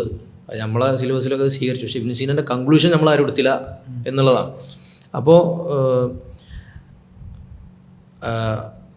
ഫിലോസഫിക്കലി ഒരുപാട് ഇപ്പോൾ അബ്ബാസി പീരീഡിലൊക്കെ ഒരുപാട് ട്രാൻസ്ലേഷൻ, ഗ്രീക്ക് ട്രാൻസ്ലേഷൻ ഒരുപാട് വന്ന് ട്രാൻസ്ലേറ്റ് ചെയ്യപ്പെട്ട സ്ഥിതിക്ക് അതിനോട് അന്നത്തെ വെസ്റ്റ് എന്നൊക്കെ കൂട്ടാം എൻഗേജ് ചെയ്തപ്പോൾ ഈ നോളജൊക്കെ പ്രൊഡ്യൂസ് ചെയ്യപ്പെട്ടു. അവിടെ എനിക്ക് പറയാനുള്ള ഒരു കാര്യം എന്താ വെച്ചാൽ നമ്മൾ ഈ വെസ്റ്റിൻ്റെ അറ്റാക്ക് കൊണ്ടാണ് നമ്മളിങ്ങനെ ആയത് എന്ന് പറഞ്ഞിരിക്കുന്നതിന് പകരം ആരാണ് ആഴത്തിൽ ഗസാലി ഇമാമൊക്കെ ചെയ്ത പോലെ അതിൻ്റെ ഉള്ളിൽ കയറി ഈ സാധനങ്ങളൊക്കെ പഠിച്ചിട്ടുള്ളത്? ആരും പഠിച്ചിട്ടില്ല. അപൂർവമായിട്ട് ഇപ്പോൾ ഈ പോരാളികളൊക്കെ ഇപ്പോൾ നമ്മുടെ നാട്ടിലുണ്ടല്ലോ, എത്തീസം, ലിബറലിസം പോലുള്ള വിഷയങ്ങളൊക്കെ പോരാളികളുണ്ട്. അവരൊക്കെ ലാഹിറായിട്ട് ഇങ്ങനെ കുറച്ച് ടേംസ് ഇതൊക്കെ കിട്ടുമ്പോൾ അതിൻ്റെ ഒരു എസെൻസ് അതിൽ നിന്ന് ഊഹിക്കുകയും അതിനെ അറ്റാക്ക് ചെയ്യുന്ന രീതിയാണല്ലോ. ഗസാലി ഇമാം മഖാസിദുൽ ഫലാസിഫയാണ് ആദ്യം എഴുതിയത്. അപ്പോൾ ഇയാൾ ഫിലോസഫറാന്ന് അനുവാചകർക്ക് തോന്നുന്നു. അതിനുശേഷമാണ് തഹാഫുത്തുൽ ഫലാസിഫ എഴുതുന്നത്. ഈ ഒരു രീതിയിൽ കൃത്യമായി ഏത് സോഴ്സിൽ നിന്നാണോ ഏത് എന്നാണോ വന്നത് എന്ന് മനസ്സിലാക്കുക എന്ന് കെയർ ചെയ്യാതെ ആ വ്യായിലേക്ക് പ്രവേശിക്കുകയും അതിനെ കൃത്യമായി ആഴത്തിൽ മനസ്സിലാക്കുകയും എന്നിട്ട് അതിനെ അതിൻ്റെ ഉള്ളിൽ നിന്ന് പരിഹരിച്ചു കൊടുക്കുകയും ചെയ്യുക എന്നുള്ളത് മുസ്ലിങ്ങളുടെ സിവിലൈസേഷണൽ റോളാണ് ശരിക്ക്. പക്ഷെ മുസ്ലിങ്ങളത് ചെയ്യുന്നതിന് പകരം ഒന്നുകിൽ ഡിഫെൻഡ് ചെയ്യുക അല്ലെങ്കിൽ ഇങ്ങനെ ആക്ഷേപിച്ചിട്ട് ഇങ്ങനെ പോവുക എന്നുള്ള രീതിയാണ് ചെയ്യേണ്ടത്. ഇപ്പോൾ സത്യത്തിൽ ഇപ്പോൾ ഈ പറഞ്ഞ ഇതിനോട് അടയുമ്പോൾ നേരത്തെ പറഞ്ഞ മന്തിക്ക് ഇല്ല. പക്ഷേ പിന്നെ ഗസാലി ഇമാമിൻ്റെ കാലം വരുമ്പോൾ മുസ്തസ്ഫയിൽ ഉസൂൽ ഫിഖിന്റെ ഗ്രന്ഥമാണ്, അതിൽ മന്തിക്കില്ലാത്ത പഠനം അതൊരു അക്യുറേറ്റ് അല്ല എന്ന് സ്റ്റേറ്റ് ചെയ്യുന്നിടത്തേക്ക് എത്തി. ഇപ്പോൾ നമ്മുടെ അശ്അരി മദ്ഹബ് അന്നത്തെ ഭൗതികതയോട് എൻഗേജ് ചെയ്തിട്ട് വന്ന ഒരു അതും അഖീദയിൽ വന്നതാണ് അശ്അരി മദ്ഹബ്. അപ്പോൾ അവരെന്തായി, അന്നത്തെ ഗ്രീക്ക് ലോജിക്ക് അല്ലെങ്കിൽ ഫിലോസഫി അല്ലെങ്കിൽ അന്നുണ്ടായിരുന്ന മെത്തഡോളജി, എപ്പിസ്റ്റിമോളജി ഇതിലൊക്കെയുള്ള പറ്റുന്ന അല്ലെങ്കിൽ അതിനോട് എൻഗേജ് ചെയ്തു. എന്നിട്ടാണ് നമ്മളോട് അശ്അരി അഖീദ ഡെവലപ്പ് ചെയ്തത്. അപ്പോൾ ഇങ്ങനെ റെസ്പോണ്ട് ചെയ്യുക എന്നുള്ളത് ഒരു മോശമായൊരു കാര്യമോ അല്ലെങ്കിൽ അതിൽ നിന്ന് നല്ലത് സ്വീകരിക്കുക എന്നുള്ളത് ഇസ്ലാമിക് സിവിലൈസേഷൻ ഇല്ലാത്ത കാര്യമല്ല. നേരത്തെ ഉലമാക്കൾ ചെയ്തു തന്ന ഒരു മാതൃക തന്നെയാണ്. ശരിക്കും ഈ സമന്വയദേവസ്യത്തിൻ്റെ കുറച്ച് ഡിഫൈനിങ് ഫാക്ടേഴ്സ് എന്ന് പറയുന്ന സാധനങ്ങളെന്ന് വെച്ചാൽ ഈ തഹ്ദീബ്, അതുപോലെ തന്നെ തെർബിയത്തൊക്കെ അല്ലേ. അപ്പോൾ ഇപ്പോൾ പണ്ട് കാലത്ത് തന്നെ ഈ ഗസാലി ഇമാം ഇതൊക്കെ പഠിക്കുമ്പോൾ അവർ ഓൾറെഡി തസ്കിയത്തിൻ്റെ ഭാഗത്തിലൂടെ അവർ പോയി കഴിഞ്ഞിട്ടുണ്ടാവും എഡ്യൂക്കേഷണൽ ട്രെയിനിങ്ങിൽ. അപ്പോൾ ഇന്നത്തെ ജെൻസിയിൽ ഇപ്പോൾ നമുക്ക് എങ്ങനെയൊക്കെയാണ് ഈ ദീപം തെറപ്പിയൊക്കെ കൊണ്ടുവരാൻ പറ്റുക? അപ്പോൾ സമന്വയ വിദ്യാഭ്യാസത്തിൽ കുറേയൊക്കെ നമ്മൾ ഈ ഹോസ്റ്റൽ സിസ്റ്റത്തിലൂടെയൊക്കെയാണ് ഇത് ഈ സാധനം കൊണ്ടുവരുന്നത്. അപ്പോൾ ഈ ജെൻസിയിൽ നമുക്ക് ഈ ഇങ്ങനത്തെ ഈ വാല്യൂസ്, മോറൽ വാല്യൂസ് നമ്മൾ വെസ്റ്റിലില്ല എന്ന് പറഞ്ഞു. ഇത് നമ്മുടെ ഭാഗത്തുള്ള ഒരു സ്പെഷ്യൽ എന്താണ് ഫീച്ചേഴ്സാണ്. അപ്പോൾ ഈ ജെൻസിക്ക് നമുക്ക് ഈ തെർബിയത്തും ദീപൊക്കെ എങ്ങനെയാണ് കൂടുതൽ പ്രാക്ടിക്കലായിട്ട് കൊടുക്കാൻ കഴിയും? അല്ല, ജെൻസി ഉള്ള ഒരു താൽക്കാലിക പ്രയോഗമാണ്. ഞങ്ങൾ പഠിക്കുമ്പോൾ മില്ലനിയലാണ് ലേറ്റസ്റ്റ്. ഇപ്പോൾ ജെൻസിയാണ് നാളെ വൈകാതെ അൽഫയാവും. അപ്പോൾ യഥാർത്ഥത്തിൽ ഇസ്ലാമിൻ്റെ ഒരു മെത്തേഡ് ഞാൻ മനസ്സിലാക്കിയത് ഹൃദയത്തോട് സംവദിക്കുക എന്നുള്ളതാണ്. നമ്മൾ ശരീരങ്ങളെ കൺട്രോൾ ചെയ്യുന്ന നാഷൻ സ്റ്റേറ്റിൻ്റെ ഒരു സ്വഭാവമാണ് പലപ്പോഴും സ്ഥാപനങ്ങളിലൊക്കെ എടുക്കാറുള്ളത്. പക്ഷെ അത് പാടെ ഒഴിവാക്കാൻ കഴിയില്ലെങ്കിലും ഒരു പഠിപ്പിക്കപ്പെടുന്ന ഒരാളോട് അല്ലെങ്കിൽ ആരെയാണോ നിയന്ത്രിക്കുന്നത്, ആരെയാണോ പിന്നെ നന്നാക്കാൻ ശ്രമിക്കുന്നത്, അവരുടെ ഹൃദയത്തോട് സംസാരിക്കുന്ന ഒരു രീതി വന്നു കഴിയുമ്പോൾ സാവധാനം ശരിയാവും എന്നുള്ളതാണ്. ഒരാഴ്ച കൊണ്ടോ ഒരു വർഷം കൊണ്ടോ ഒരിക്കലും പിന്നെ ഒരാളെ നന്നാക്കി എടുക്കുക എന്നുള്ളത്, തർബിയത്തിലൂടെ നന്നാക്കി എടുക്കുക എന്നുള്ളത് നമുക്ക് പ്രതീക്ഷിക്കാവുന്നതല്ല. അതേസമയം അയാളുടെ ഒരു ഹൃദയബന്ധം സ്ഥാപിക്കുകയും സാവധാനം ആ സ്നേഹത്തിന് പിന്നെ വിധേയനായിട്ട് അയാൾ സ്വയം ചെയ്യാണ് വേണ്ടത്. ശരിക്കും ഈ തെർബിയത്ത് എന്ന് വെച്ചാൽ കുറച്ച് കാലമൊക്കെ അല്ലേ ആവശ്യമുള്ളൂ. എന്ന് വെച്ചാൽ ഒരു 5 വർഷം 6 വർഷം 7 വർഷമൊക്കെ അല്ലേ തെർബിയത്തിൻ്റെ ഒരു ലക്ഷ്യം. ഒരു അത്രയൊക്കെ ഒരു ഏജ് പോരെ. അത് കഴിഞ്ഞിട്ട് ഇപ്പോൾ ദാറുള്ള പോലത്തെ സ്ഥാപനങ്ങൾ 12 വർഷത്തോളം നമ്മൾ എന്താ വേണ്ടത് ഹോസ്റ്റൽ സിസ്റ്റം നടപ്പിലാക്കുന്നുണ്ട്. ശരിക്കും ഒരു 8 വർഷം അല്ലെങ്കിൽ 7 വർഷമൊക്കെ തെർബിയത്ത് ചെയ്തതിന് ശേഷം പിന്നെ അവർ പുറം ലോകമായിട്ട് അവരെ എൻഗേജ് ചെയ്തിട്ട് പിന്നെ ഒരു സെൽഫ് ഡിസിപ്ലിൻഡ് ആവേണ്ട ഒരു കാലഘട്ടത്തിലേക്ക് എത്തണ്ടേ. എന്ന് വെച്ചാൽ ഇപ്പോൾ ഏകദേശം ഒരു 7th എത്തുമ്പോൾ ഒരാൾ മെച്യൂർഡ് ആവേണ്ട പ്രായമായിട്ടുണ്ടാവും. അപ്പോൾ ഒരു പബ്ലിക് ലൈഫൊക്കെ എൻഗേജ് ചെയ്യേണ്ട ഒരു ടൈമൊക്കെ ആയിട്ടുണ്ടാവും ഏകദേശം. അപ്പോൾ ആ ടൈമിലും നമ്മൾ തന്നെ സെൽഫ് റെഗുലേറ്റ് ചെയ്യേണ്ട ഏകദേശം ഏജാണ് മെച്യൂരിറ്റി എന്നുള്ളത്. പക്ഷെ അപ്പോഴും നമ്മൾ ഈ ഹോസ്റ്റൽ ലൈഫ് അങ്ങനത്തെ തെർബിയത്ത് ശരിക്കും എഫക്റ്റീവ് ആണോ? അതിലേറെ നല്ല നമ്മൾ ഈ സോഷ്യൽ ലൈഫിൽ പോയിട്ട് ഓന് സെൽഫ് റെഗുലേറ്റ് ചെയ്യണമല്ലോ. ഇതിപ്പോൾ തെർബിയത്തിന് ശരിക്കും ഒരു ടൈം പീരീഡ് ഇല്ല. നമ്മൾ എഡ്യൂക്കേഷൻ തന്നെ ഇസ്ലാമിക് ഹിസ്റ്ററി നോക്കുകയാണെങ്കിൽ ടൈമില്ല. ഒരു എവരിഡേ പ്രോസസ്സാണ്. അതെ, അതിപ്പോൾ ഏത് വലിയ ആളാണെങ്കിലും ഉണ്ട്, ചെറിയ ആളുകളുണ്ട്. ഇപ്പം സല്ലല്ലാഹു അലൈഹി വസല്ലം മുസ്ലിമായി വന്ന ആളുകളൊക്കെ തുടക്കത്തിൽ വലിയ വലിയ ആളുകളാണല്ലോ. ടൈം ഇതിനില്ല. പക്ഷെ ഇൻസ്റ്റിറ്റ്യൂഷൻ പുതിയത് വന്നപ്പോൾ നിലവിലുള്ള ഒരു സോഷ്യൽ സ്ട്രക്ചർ അനുസരിച്ച് ചെറുപ്പത്തിൽ ഇങ്ങനെ പഠിക്കുക, അത് കഴിഞ്ഞാൽ ജോലി, ആ സ്ട്രക്ചറിലാണ് ഇപ്പോൾ നമ്മളുടെ സ്ഥാപനങ്ങളൊക്കെ വർക്ക് ചെയ്യുന്നത്. ഇപ്പോൾ നേരത്തെയുള്ള മിഡീവൽ പീരീഡിലുള്ളതൊന്നും അങ്ങനെയല്ല. ഇപ്പോൾ ഇമാം അൽ-ഹറമൈൻ ജുബൈനി മുദരിസ് ആയിരിക്കുന്ന സമയത്ത് തന്നെ മൂപ്പരെന്തുണ്ടാവുന്നുണ്ട്, പഠിക്കാൻ വേറെ പോകുന്നുണ്ട്. അപ്പോൾ പഠനം എന്നുള്ള ജീവിതകാലത്ത് മുഴുവൻ ഇപ്പോൾ താജുദ്ദീൻ സുബിക്കയുടെ ചരിത്രത്തിൽ കാണാം. അതേപോലെ കാലിയൊക്കെയാണ്. കാലിയായ സമയത്താണ് ഇബ്നു ഹയ്യാൻ അവിടെ വരുന്നത്, ലുഹവിയായ അദ്ദേഹം. അപ്പോൾ മൂപ്പര് അതിനായിട്ട് അവിടെ സ്റ്റേ ചെയ്തു പഠിക്കുകയാണ്. ഇത്രയും വലിയ ആളാണ് അദ്ദേഹം. കാലിയായി ലോകത്ത് അംഗീകരിക്കപ്പെട്ട. അപ്പോൾ എഡ്യൂക്കേഷൻ ഇസ്ലാമിൽ പ്രത്യേക സമയമില്ല. പക്ഷെ നമ്മളിപ്പോഴത്തെ സിസ്റ്റം അനുസരിച്ച് ചെറുപ്പത്തിൽ പഠിച്ച് ഒരു പ്രായമാകുമ്പോൾ തന്നെ അവരെ ഗ്രാജുവേറ്റ് ആക്കുക എന്നുള്ളതാണ് നിലവിലുള്ളൊരു സിസ്റ്റം. അപ്പോൾ അതിനകത്ത് തെർബിയത്ത് കൂടി നോക്കുന്നു എന്നേ ഉള്ളൂ. അല്ലാതെ തെർബിയത്തിന് വേണ്ടിയിട്ടൊരു 12 വർഷം ചെലവഴിക്കുക എന്നതല്ല ഒരു സിസ്റ്റം. ഇൻസ്റ്റിറ്റ്യൂഷണലൈസ് ചെയ്യുന്നത് ഒരു പ്രാക്ടിക്കൽ പരിപാടിയാണ്. ഉമർ റളിയല്ലാഹു പറഞ്ഞല്ലോ, തഫഖഹു ഖബ്ല അൻ തസൂദു, തഅല്ലമുൽ ഇൽമ ഖബ്ല അൻ തസൂദു. കാരണം ഈ സിയാദത്തിൽ വന്നു കഴിഞ്ഞാൽ പിന്നെ അതിൻ്റെതായ ഒരു ചെറിയ ഈ എന്താ പറയുക അൻഫത്തിൻ്റെ ഈഗോ എന്നല്ല, ഒരു മുറുകത്തിൻ്റെ പ്രശ്നവും. ഇപ്പോൾ വലിയൊരാൾ വന്നിട്ട് ചെറിയ കുട്ടികളുടെ കൂടെ ഒരു സദസ്സിലിരിക്കുന്നതിൻ്റെ ഒരു പ്രശ്നം ഉണ്ടാവും. അപ്പോൾ അതിൻ്റെ ഭാഗമായിട്ടാണ് ഇൻസ്റ്റിറ്റ്യൂഷണലൈസ് ചെയ്യുന്നത്. പിന്നെ ഈ ഹോസ്റ്റൽ ലൈഫിലൊക്കെ ഉള്ളത് കേസ് ഇപ്പോൾ ഇതേമാതിരി പള്ളി ദർസ എന്ന് നിങ്ങൾ ഈ പറഞ്ഞ കാര്യം നടക്കുന്നുണ്ട്. കമ്മ്യൂണിറ്റി എൻഗേജ് ആയിട്ടാണ്, വീട്ടിൽ പോവുകയാണ്, അങ്ങാടിയിൽ പോവുകയാണ്.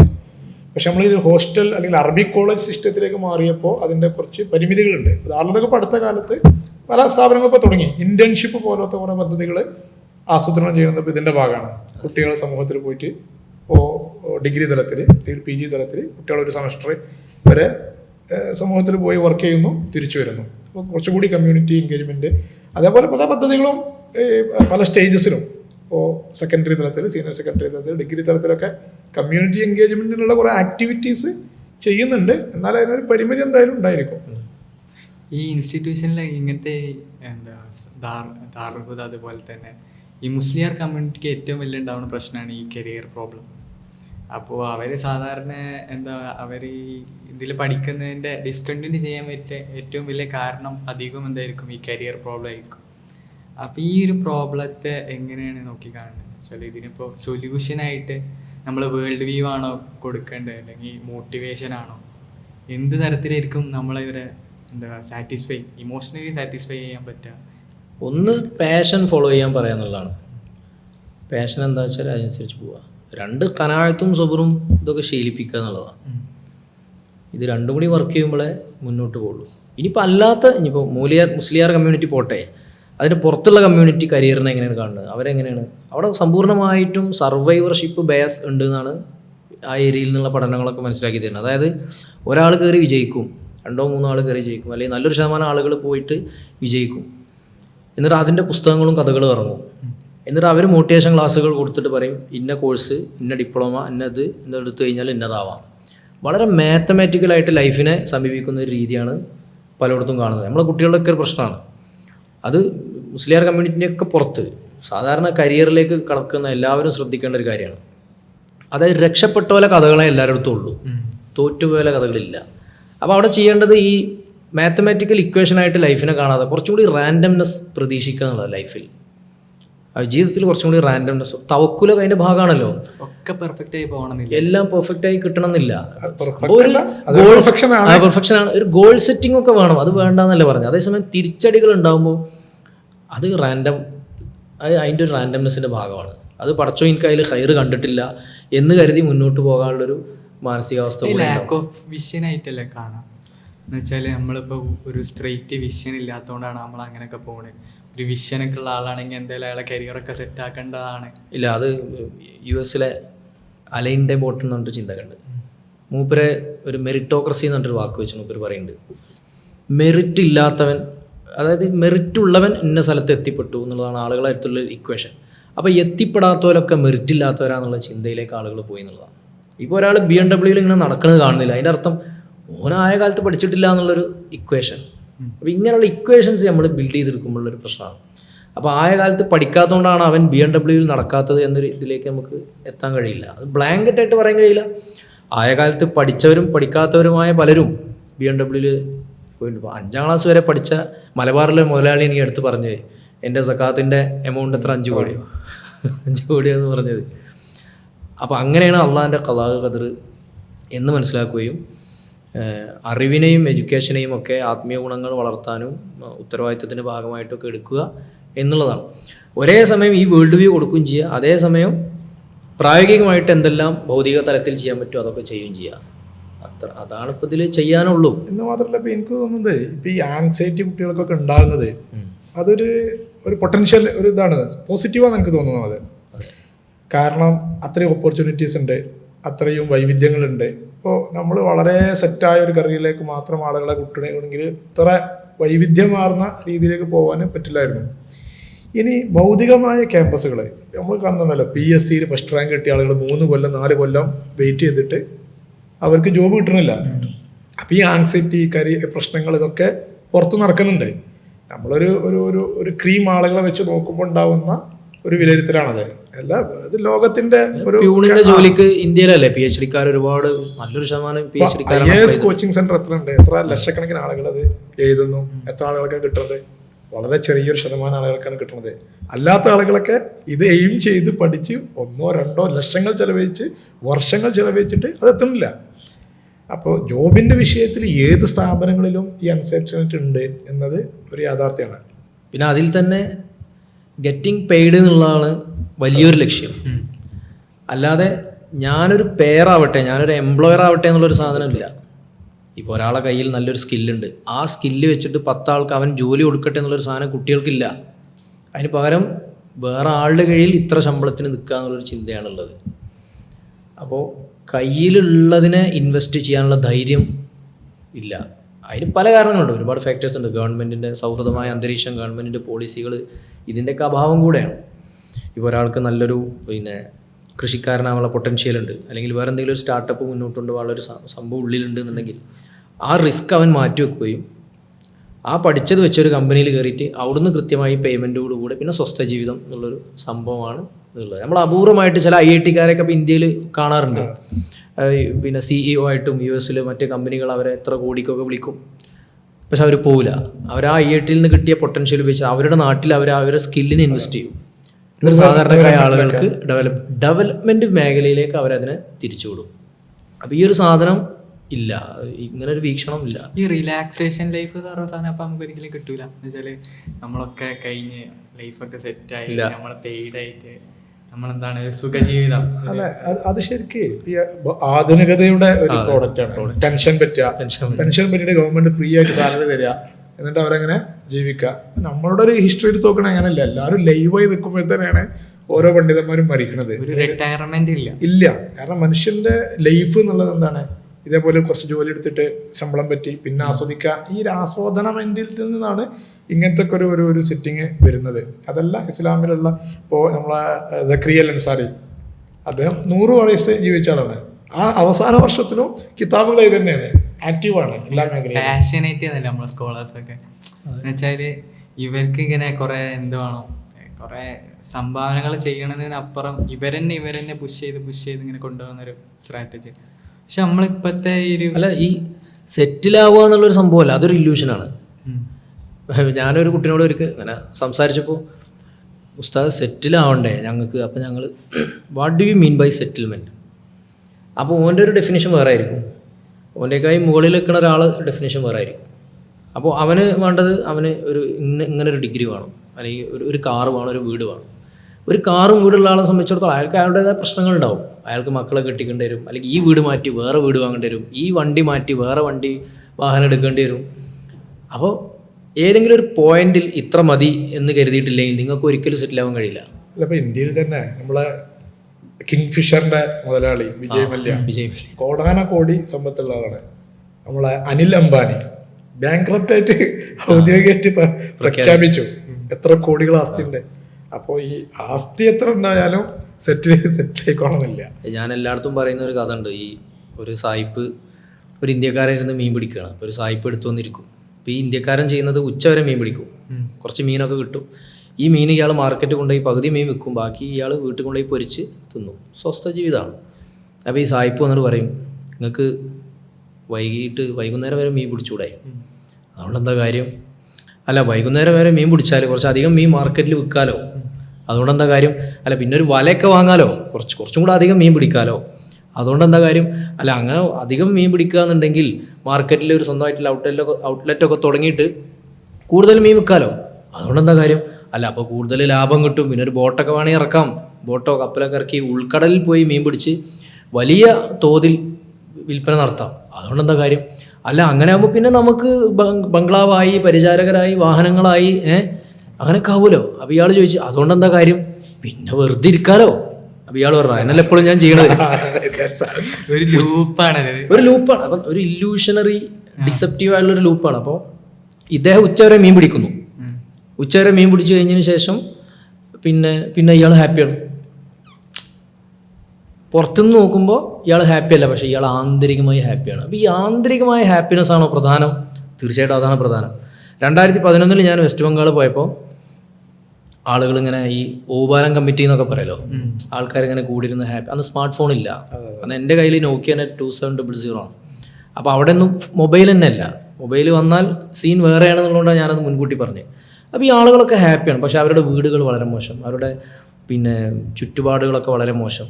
പക്ഷെ അവർ ചിരിക്കുന്നു, സംസാരിക്കുന്നു. അപ്പോൾ തന്നെ ഞാൻ ആലോചിച്ചു, നാട്ടിൽ ഇങ്ങനെ ഈ ഒരു അന്തരീക്ഷം നഷ്ടപ്പെട്ട് തുടങ്ങിയിട്ടുണ്ട്. കാരണം എല്ലാവരും സ്വന്തമായിട്ടുള്ള ഇതിലേക്ക് പോയിട്ടുണ്ട്.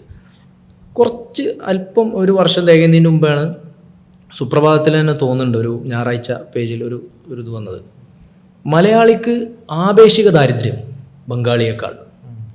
അപ്പോൾ ആദ്യം കണ്ടത് മലയാളി ബംഗാളിയേക്കാൾ ദരിദ്രനാണ്. എന്നിട്ട് അതിൻ്റെ കാരണം, അതിൻ്റെ ലോജിക്കൽ റീസണിങ് എന്താ വെച്ചാൽ മലയാളി ആപേക്ഷികമായ ദാരിദ്ര്യം അനുഭവിക്കും. എന്താണ് ആപേക്ഷികമായ ദാരിദ്ര്യം? മലയാളിക്ക് 2 നില വീടുണ്ട്, ശരിയാണ്. പക്ഷേ ഈ മലയാളി നോക്കുന്ന തൊട്ടപ്പുറത്തെ കുറച്ചും കൂടെ സ്പെക്ടാക്കുലറായ വീടാണ് നോക്കുന്നത്, അതിലേറെ സ്ക്വയർ ഫീറ്റുള്ള വീടാണ് നോക്കുന്നത്. അപ്പോൾ മലയാളി ദരിദ്രനാണ്. ഇപ്പോൾ യൂസഫ് അലി സാഹിബിന് തോന്നുകയാണ് ഒരു വർഷം 5000 കോടി അദ്ദേഹത്തിന് സമ്പാദിക്കുന്നുണ്ടെന്ന് കരുതുക. യൂസഫ് അലി സാഹിബിന് ഇത് തികയില്ലാന്ന് തോന്നുകയാണ്.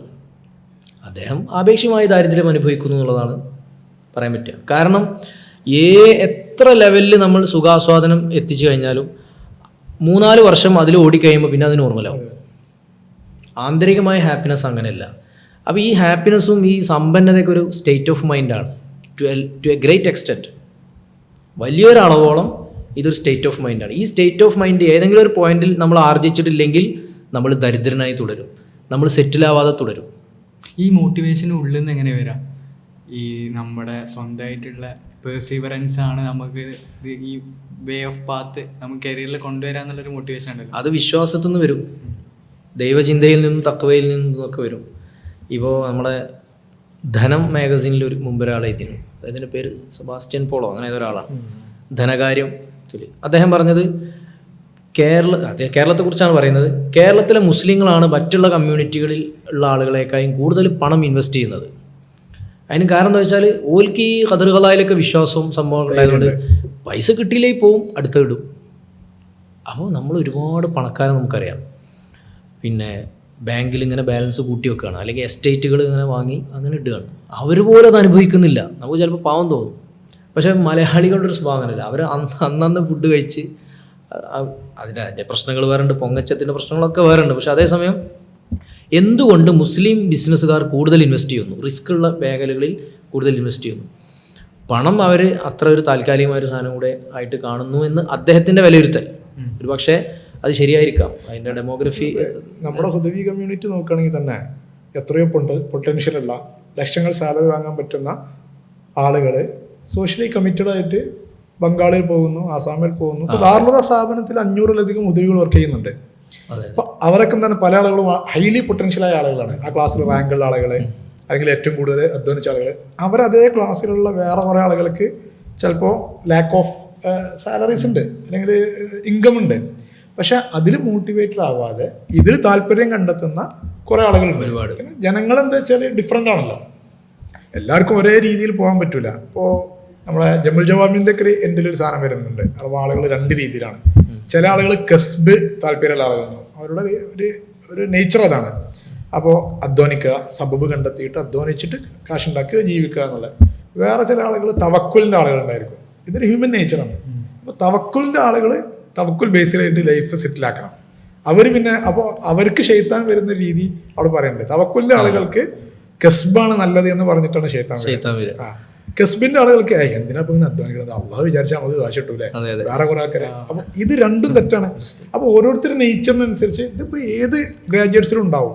ചില ആളുകളോട് നമ്മളിത് കമ്പയർ ചെയ്തിട്ട് കാര്യമില്ല, അവർക്ക് സെറ്റിൽ ആവണം, കാശ് വേണം, അതുണ്ടാവും. എന്നാൽ വേറെ ഇപ്പോൾ 1000 ഉദവികളെങ്കിലും ഇപ്പോൾ സാലറി മെയിൻറ്റെയിൻ ചെയ്യാതെ വർക്ക് ചെയ്യുന്ന ആളുകളുണ്ട്. ഇപ്പോൾ ഹാദിയുടെ കീഴില് കക്കൂസ് ഇല്ലാത്ത നാടുകൾ, കറണ്ട് ഇല്ലാത്ത സ്ഥലം, കൊടും ചൂട്, കൊടും തണുപ്പുള്ള പ്രദേശങ്ങൾ, ഒരു വൃത്തിയില്ലാത്ത സ്ഥലങ്ങൾ, അതുപോലെ നല്ലൊരു ഹോസ്പിറ്റൽ, ഒരു ക്ലിനിക്ക് പോലും, നല്ലൊരു PHC പോലും ഇല്ലാത്ത സ്ഥലങ്ങൾ, വാഹന സൗകര്യം ഇല്ലാത്ത സ്ഥലങ്ങൾ. അപ്പൊ അവിടേക്ക് പോലും 4-5 ദിവസം ട്രെയിനിലൊക്കെ ഇരുന്നിട്ട് യാത്ര പോയിട്ട് അവിടെ വർക്ക് ചെയ്യുന്നുണ്ട്, ഒരു 20,000 സാലറി കിട്ടിയിട്ട്. അപ്പൊ അത് അങ്ങനെ കുറെ ആളുകളുണ്ട്. ആ ഉദവി ആ ക്ലാസ്സിലെ 4ാം റാങ്ക് ആണെന്നുണ്ടെങ്കിൽ 25ാം റാങ്ക് ഗൾഫിൽ കിട്ടുന്നുണ്ട്, അതിന്റെ 5 ഇരട്ടി ശമ്പളം വാങ്ങുന്നുണ്ട്. അപ്പൊ ഈ ഒരു ടോട്ടൽ പിക്ചർ എടുത്തു കഴിഞ്ഞാൽ അപ്പൊ നമ്മള് എന്താണ്, ഇങ്ങനെ സെൽഫ് മോട്ടിവേറ്റഡ് ആയിട്ടുള്ള ആളുകള് വരുന്നുണ്ട്. അത് ഇനിയിപ്പോൾ ഈ നമ്മളിപ്പോൾ കമ്മ്യൂണിറ്റിൻ്റെ അകത്തോ, അല്ലെങ്കിൽ നമ്മൾ ഉദവി കമ്മ്യൂണിറ്റിൻ്റെ അകത്തോ, അല്ലെങ്കിൽ വേറെ ഏതെങ്കിലും കമ്മ്യൂണിറ്റിൻ്റെ അകത്തോ മാത്രമല്ല, അത് നേരത്തെ ജാബിർ സർ പറഞ്ഞ ഒരു ഹ്യൂമൻ നേച്ചറാണ്. അപ്പം ഞാൻ ഒരിക്കൽ രാജസ്ഥാനിലെ, എല്ലായിടത്തും ഉള്ളത് തന്നെയാണ്, ആംബർ ഫോർട്ടിൽ പോയി. അപ്പോൾ നമ്മൾ ആ കയറ്റം ഇങ്ങനെ നടന്ന് കയറണം, ഒരുപാട് ആളുകളുണ്ട്. അപ്പോൾ അതിലൊരാൾ ഇരുന്നിട്ട് ഇങ്ങനെ മറ്റേ വയലിനല്ല, വയലിന് സമാനമായ അവരുടെ നാട്ടിലൊരു സമയം ഇങ്ങനെ മീട്ടാണ്, പ്ലേ ചെയ്യാണ്. അപ്പോൾ അയാൾ അന്ന് രാവിലെ വന്നിരുന്നതാണ്, നട്ടുച്ച കൊടും ചൂടിൽ അയാൾ ഈ പണി ചെയ്തുകൊണ്ടിരിക്കുകയാണ്. അപ്പോൾ ഞാനൊരു പാട്ട് പറഞ്ഞിട്ട് അതൊന്ന് പ്ലേ ചെയ്ത് തരുമെന്ന് ചോദിച്ചു. അയാൾ സന്തോഷത്തോടെ പ്ലേ ചെയ്തു. പൈസ ഒന്നും കൊടുത്തിട്ടില്ലെങ്കിൽ ആൾക്ക് പ്രശ്നമില്ല, ആൾക്ക് അന്ന് കഴിഞ്ഞ് പോകാനുള്ള ഫുഡ് മതി. പിന്നെ അയാളൊരു സംഭവം ഇതാണ്, അയാൾ ആന്തരികമായ ഹാപ്പിനെസ്, അയാൾ സ്റ്റേറ്റ് ഓഫ് മൈൻഡിനെ നിലനിർത്തുന്നത് ഈ സംഭവമാണ്. അപ്പോൾ അയാൾക്ക് എന്താ ആവശ്യമില്ല, കൂടുതൽ ആഗ്രഹങ്ങളോ മറ്റോ ഇല്ല. ഇപ്പോൾ ഹുസൈൻ നസീറൊക്കെ പറയുന്നുണ്ട്, പിന്നെ ഈ വെക്കേഷൻ വന്നത് ആധുനിക പ്രൊഫഷൻ രീതികൾ വന്നിട്ടാണ്. കാരണം maximum production within minimum time എന്നുള്ളൊരു സാധനം, ആധുനികത അങ്ങനെ ഒരു മാസ് പ്രൊഡക്ഷൻ ലെവലിലേക്ക് കടന്നപ്പോൾ മനുഷ്യൻ ഈ തൊഴിലിൽ നിന്നും അന്യവൽക്കരിക്കപ്പെട്ടിട്ട് ഒരു യന്ത്രം പോലെ മനുഷ്യൻ വർക്ക് ചെയ്യാൻ തുടങ്ങി. അപ്പോഴാണ് ഈ വെക്കേഷൻ ആവശ്യം വന്നത്. പണ്ടത്തെ ഈ അതിൻ്റെ മുമ്പ് വെക്കേഷൻ ആവശ്യമില്ല. ഇപ്പോൾ അൽ ജസീറി റോബോട്ട് ഉണ്ടാക്കുന്നതിനെ കുറിച്ചൊക്കെ അദ്ദേഹം അതിൽ പറയുന്നുണ്ട്.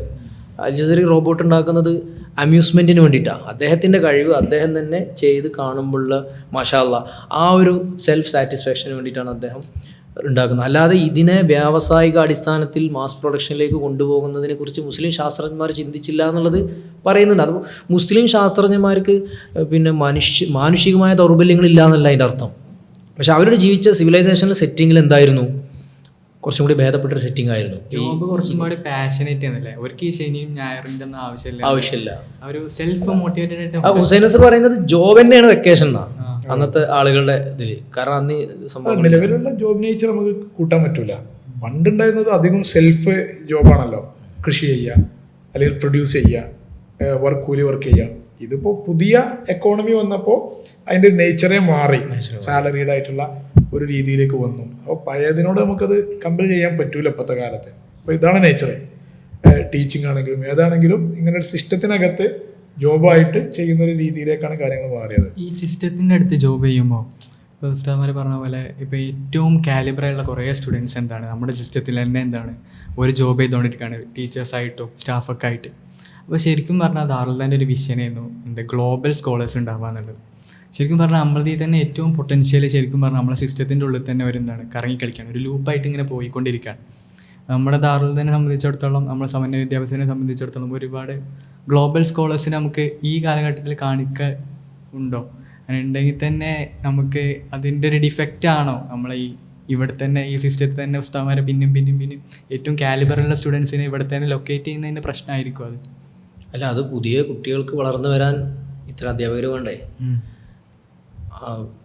ലോക നിലവാരത്തിലുള്ള അധ്യാപകർ ഈ ലോക്കൽ സ്പേസിലും ടൈമിലും നിന്നുള്ള ഇവിടെ ഇപ്പോൾ ഈ ഓരോ UG സ്ഥാപനങ്ങളൊക്കെ നിൽക്കുന്ന കുട്ടികൾക്ക് ഉപകാരപ്പെടാൻ അവരെ പ്രസൻസ് ഇവിടെ ആവശ്യമുണ്ട്. അതുകൊണ്ടാണ് ലൊക്കേറ്റ് ചെയ്യുന്നത്. അതിലതേപോലെ നമ്മളൊരു ജിയോഗ്രഫിയുടെ ഒരു പ്രശ്നമുണ്ട്. ഇപ്പോൾ അസ്സറിൽ നിന്നുള്ളൊരു ഗ്രാജുവേറ്റ്സിനെ പോലെ ആഗോള പണ്ഡിതനാവാൻ പറ്റുന്നൊരു ജിയോഗ്രഫിയിലല്ല നമ്മൾ ഓൾറെഡി ഉള്ളത്.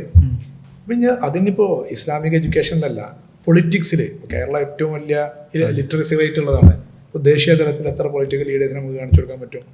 IAS തലത്തിൽ ഇപ്പോൾ ബീഹാറിൽ നിന്നാണ് നമ്മളെക്കാൾ എത്രയോ ഇരട്ടി ആളുകൾ വരുന്നത്. അപ്പോൾ നമ്മളോട് ജിയോഗ്രഫിയുടെ അല്ലെങ്കിൽ നമ്മളോട് ഒരു കോണ്ടെക്സ്റ്റിൻ്റെ ഒരു പ്രശ്നം ഇതിലുണ്ട്. നമ്മളെത്ര അതിപ്പോൾ ഹിന്ദി സിനിമയിൽ അഭിനയിക്കുന്ന ആളുകൾ വേൾഡ് വൈഡാണ്.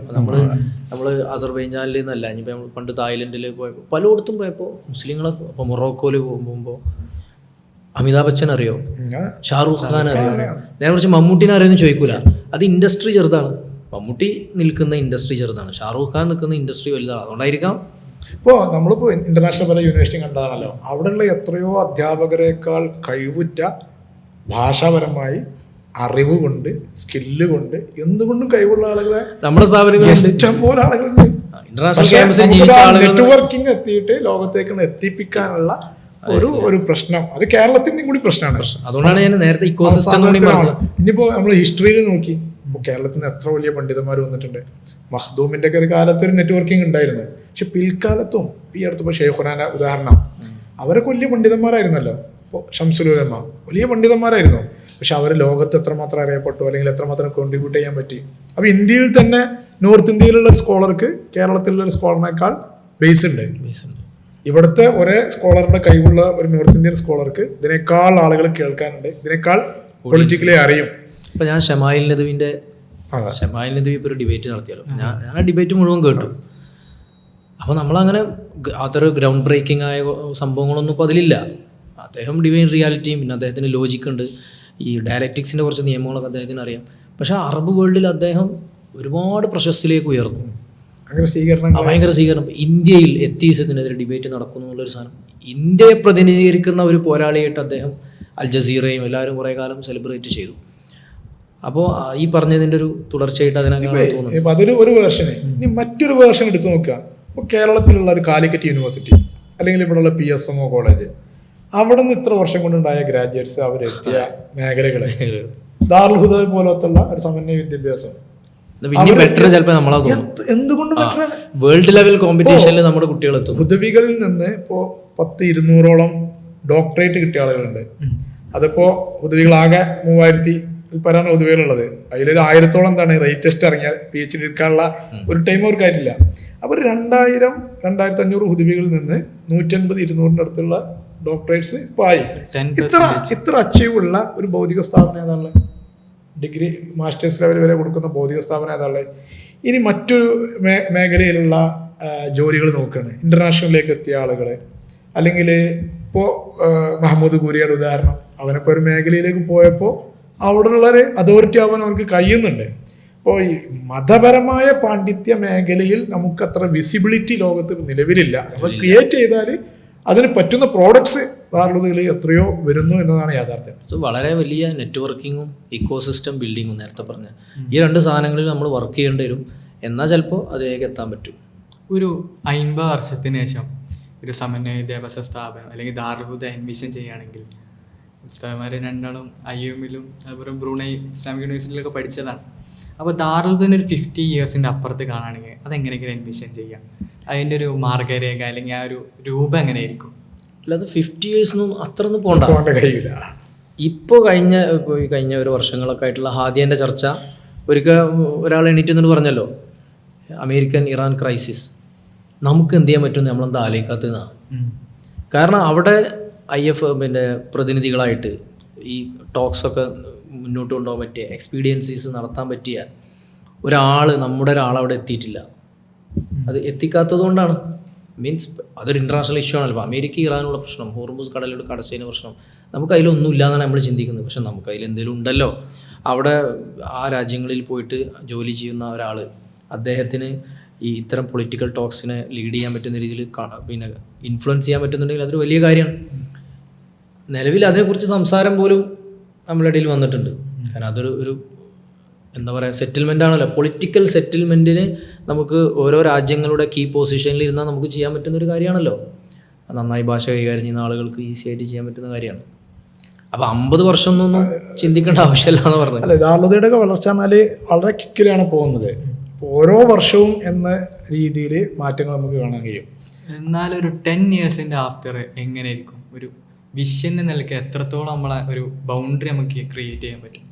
ഉദാഹരണത്തിന് ഇപ്പോൾ 7 ഭൂഖണ്ഡത്തിലും പുതുവേളെത്തി എന്ന് പറഞ്ഞു. പക്ഷെ നമുക്കിപ്പോഴും ഒരു ഗ്ലോബൽ ദായി എന്നുള്ള നിലയ്ക്ക് നമുക്ക് ഒരാളെ കാണാൻ ദാറുൽ ഫീൽഡിൽ നിന്ന് വന്ന ആർക്കും ഒരു റിസൾട്ടായിട്ട് നമുക്ക് കാണിച്ചു കൊടുക്കാൻ കഴിയുന്നില്ല. അപ്പോൾ അത്തരത്തിൽ നമ്മൾ ആ ഒരു വിഷനിലേക്ക് എത്തണമെങ്കിൽ ചിലപ്പോൾ ഈ സിലബസിനെ റീസ്ട്രക്ചർ ചെയ്യേണ്ട ഒരു ആവശ്യം വരും. സിലബസിന് സിലബസ് റീസ്ട്രക്ചർ ആയിക്കൊണ്ടേയിരിക്കുകയാണ്. ഇപ്പോൾ ദാറുൽ തുടങ്ങിയ കാലത്തുള്ള സിലബസ് അല്ല എന്നുള്ളത്, എത്രയോ മാറി. ഒരു 10 വർഷം മുമ്പത്തതല്ല പിന്നീടുള്ളത്. കഴിഞ്ഞ വർഷം മാറി. സിലബസ് മാറാന്ന് പറഞ്ഞാൽ എല്ലാ ഓപ്പർച്യൂണിറ്റീസ് കൂടി. ഇപ്പോൾ ദാറുൽ തുടങ്ങുമ്പോൾ ഒറ്റ സ്ട്രീമാണ്. 1ാം ക്ലാസ് ദാറുൽ ഫസ്റ്റ് ഇയർ പറഞ്ഞാൽ ഫൈനൽ 12 വർഷം കഴിഞ്ഞിട്ട് ഇറങ്ങുന്നത് ഒരൊറ്റ സ്ട്രീമിലൂടെ എല്ലാവരുമാണ്. പക്ഷേ ഇന്നിപ്പോൾ അങ്ങനെയല്ല. ഇന്ന് വിദ്യാർത്ഥികൾക്ക് ഇഷ്ടംപോലെ ഓപ്ഷൻസാണ്. ഇപ്പോൾ ഡിഗ്രിയിൽ തന്നെ നമുക്കിപ്പോൾ 6 ഡിപ്പാർട്ട്മെൻറ്റുകളുണ്ട്. പുതിയതിനെ കുറിച്ചുള്ള ആലോചനകൾ നടന്നുകൊണ്ടിരിക്കുകയാണ്. ഇനിയും സ്ട്രീമുകൾ മറ്റും കൂട്ടുന്നതിനെ കുറിച്ച്. PG എത്തുമ്പോൾ ഇപ്പോൾ കഴിഞ്ഞ വർഷത്തോടെ 16 ഓപ്ഷൻസാണ് PG ഇപ്പോൾ ഒരു കുട്ടി കിട്ടുന്നത്. മതബോധിക സമന്വയം എന്ന് പറയുമ്പോൾ നമ്മളൊരു ഒരൊറ്റ പാക്കേജാണെന്ന് വിചാരിക്കും. അല്ല, 16 ഓപ്ഷനാണ് ഒരു PG വിദ്യാർത്ഥിയിലേക്ക് എത്തുമ്പോൾ അവർക്ക് പോകാനുള്ള ഒരു മേഖല ഉള്ളത്. ഈ 16ലും നിന്ന് ഇറങ്ങുന്ന വിദ്യാർത്ഥികൾ അതിനേക്കാൾ മൾട്ടിപ്പിൾ മേഖലയിലേക്കാണ് പോകുന്നത്. അപ്പോൾ ഇത് ഓരോ വർഷവും ഇത് ഡബിളായി ഇപ്പോൾ IAS ഇപ്പോൾ ഈ ലേറ്റസ്റ്റ് ഒരു എഡിഷനാണ്. കാരണം ഇതുവരെ നമ്മളത് ശ്രദ്ധിച്ചിട്ടുമില്ല, അത്ര പ്രോത്സാഹിപ്പിച്ചിട്ടില്ല. പക്ഷേ ഈ അടുത്ത കാലത്ത് നമ്മുടെ ഇന്ത്യൻ മുസ്ലിങ്ങളുടെ ഒരു സ്വഭാവം അല്ലെങ്കിൽ രാജ്യത്തിൻ്റെ ഒരു പോക്കൊക്കെ കണ്ടപ്പോൾ മാത്രമല്ല ദാറുൽ 500 ആളുകൾ ഇപ്പോൾ അഡ്മിഷൻ എടുക്കുകയാണ്. അപ്പോൾ അവരെ കുറച്ചുകൂടി വൈവിധ്യവൽക്കരിക്കുക എന്ന രീതിയിൽ തുടങ്ങി. അത് ഇനിയിപ്പോൾ ഒരു ഫ്ലോ ആയിരിക്കും. അപ്പോൾ ഇങ്ങനെ ഓരോ മേഖലയിൽ കണ്ടെത്തി ഇപ്പോൾ ആദ്യത്തെ ഹയർ എഡ്യൂക്കേഷനും പോകുന്നത് എത്ര വർഷം കഴിഞ്ഞിട്ടാണ്? അതെ, വളരെ വർഷം കഴിഞ്ഞിട്ടാണ്. പിന്നീട് അത് ഇന്ത്യയിൽ തന്നെയുള്ള യൂണിവേഴ്സിറ്റിക്കാണ് പോകുന്നത്. പിന്നെയും കുറേ വർഷങ്ങൾ കഴിഞ്ഞിട്ടാണ് ഒരു ഇൻ്റർനാഷണൽ യൂണിവേഴ്സിറ്റിയിൽ ഒരു ഹയർ എഡ്യൂക്കേഷന് പോകുന്നത്. എന്നാൽ ഇപ്പം ഒന്നതല്ല.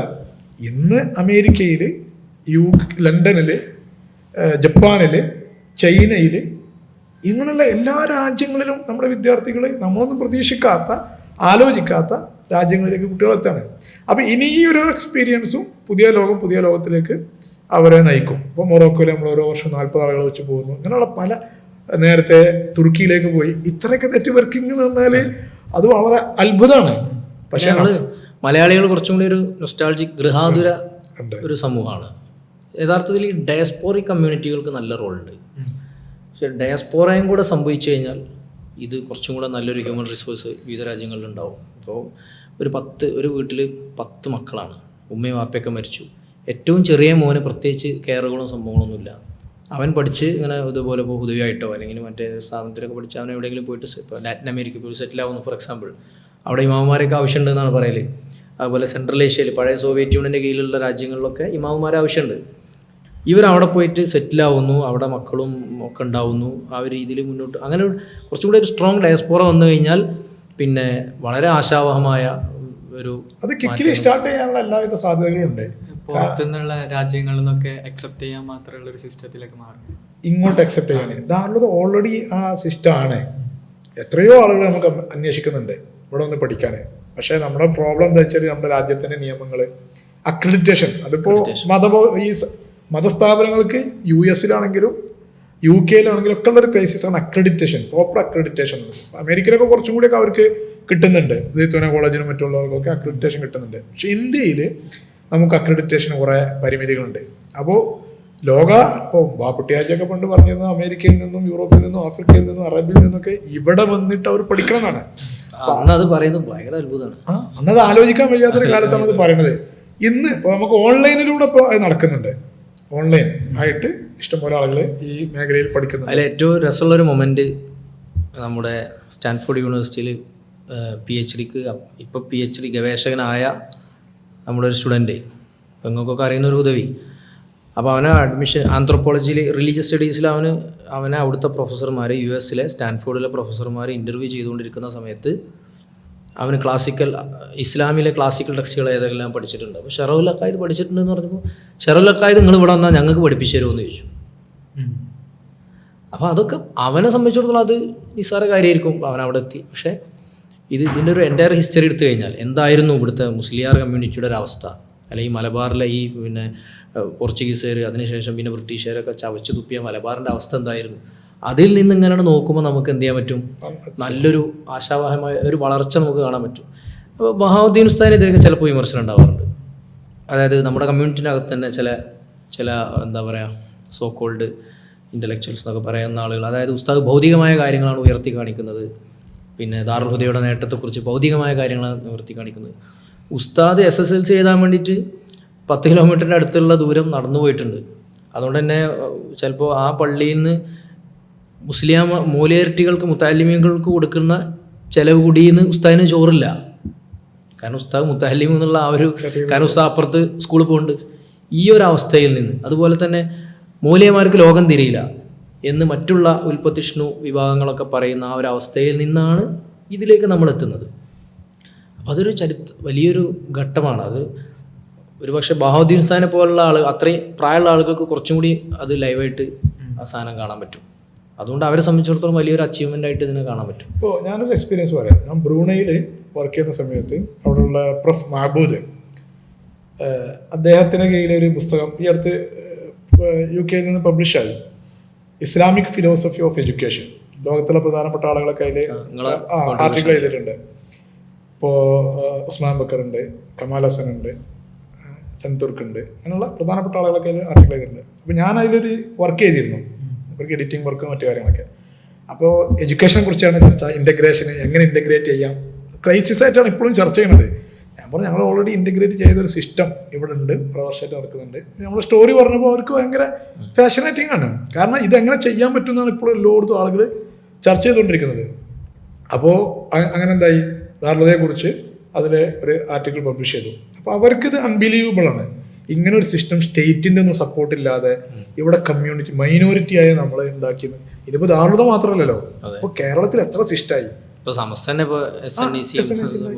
അപ്പോൾ ഇത്ര വൈവിധ്യമാർന്ന ഇസ്ലാമിക് എഡ്യൂക്കേഷൻ സിസ്റ്റം ഒരു പക്ഷേ ലോകത്ത് കുറവായിരിക്കും. ഉണ്ടായി ഏത് രാജ്യത്തുള്ളത് ഇല്ല, ഇല്ല അത്രയും. അപ്പോൾ ആ മാറ്റങ്ങൾക്കൊക്കെ ശരിക്കും തുടക്കം കുറിക്കുന്നത് ഈ ദാറുൽഹുദ മൂവ്മെന്റ് തന്നെയാണ്. ദാറുൽഹുദ മൂവ്മെന്റ് അത് നമ്മൾ പറയുന്ന ഈ ട്രഡീഷണൽ ഉലമാക്കള് ലോകം കാണാത്ത അല്ലെങ്കിൽ യൂണിവേഴ്സിറ്റികൾ കാണാത്ത അതൊരു അത്ഭുതമാണ്. ശരിക്കും വളരെ അത്ഭുതമാണ്. തുകൽ കച്ചവടക്കാരും ഇങ്ങനെയുള്ള ആളുകളാണ് കച്ചവടക്കാരും ഒക്കെയുള്ള ആളുകൾ. IUM ഉണ്ടാക്കുന്നത് 350 സ്കോളേഴ്സാണ് മക്ക കോൺഫറൻസിൽ വന്നത്. ലോകത്തെ അറിയപ്പെട്ട 350 ആളുകള്. അതിൽ ആ കോൺഫറൻസിനെ കുറിച്ച് തന്നെ അറിയാത്ത ആളുകളാണ്, അത് കേട്ടിട്ട് പോലും ഇല്ലാത്ത ആളുകളാണ് അതേ ടൈം ഫ്രെയിമില്. IUM ഉണ്ടാക്കുന്നത് 83-ലാണ്, ഒക്കെ 70-കൾക്ക് ശേഷം.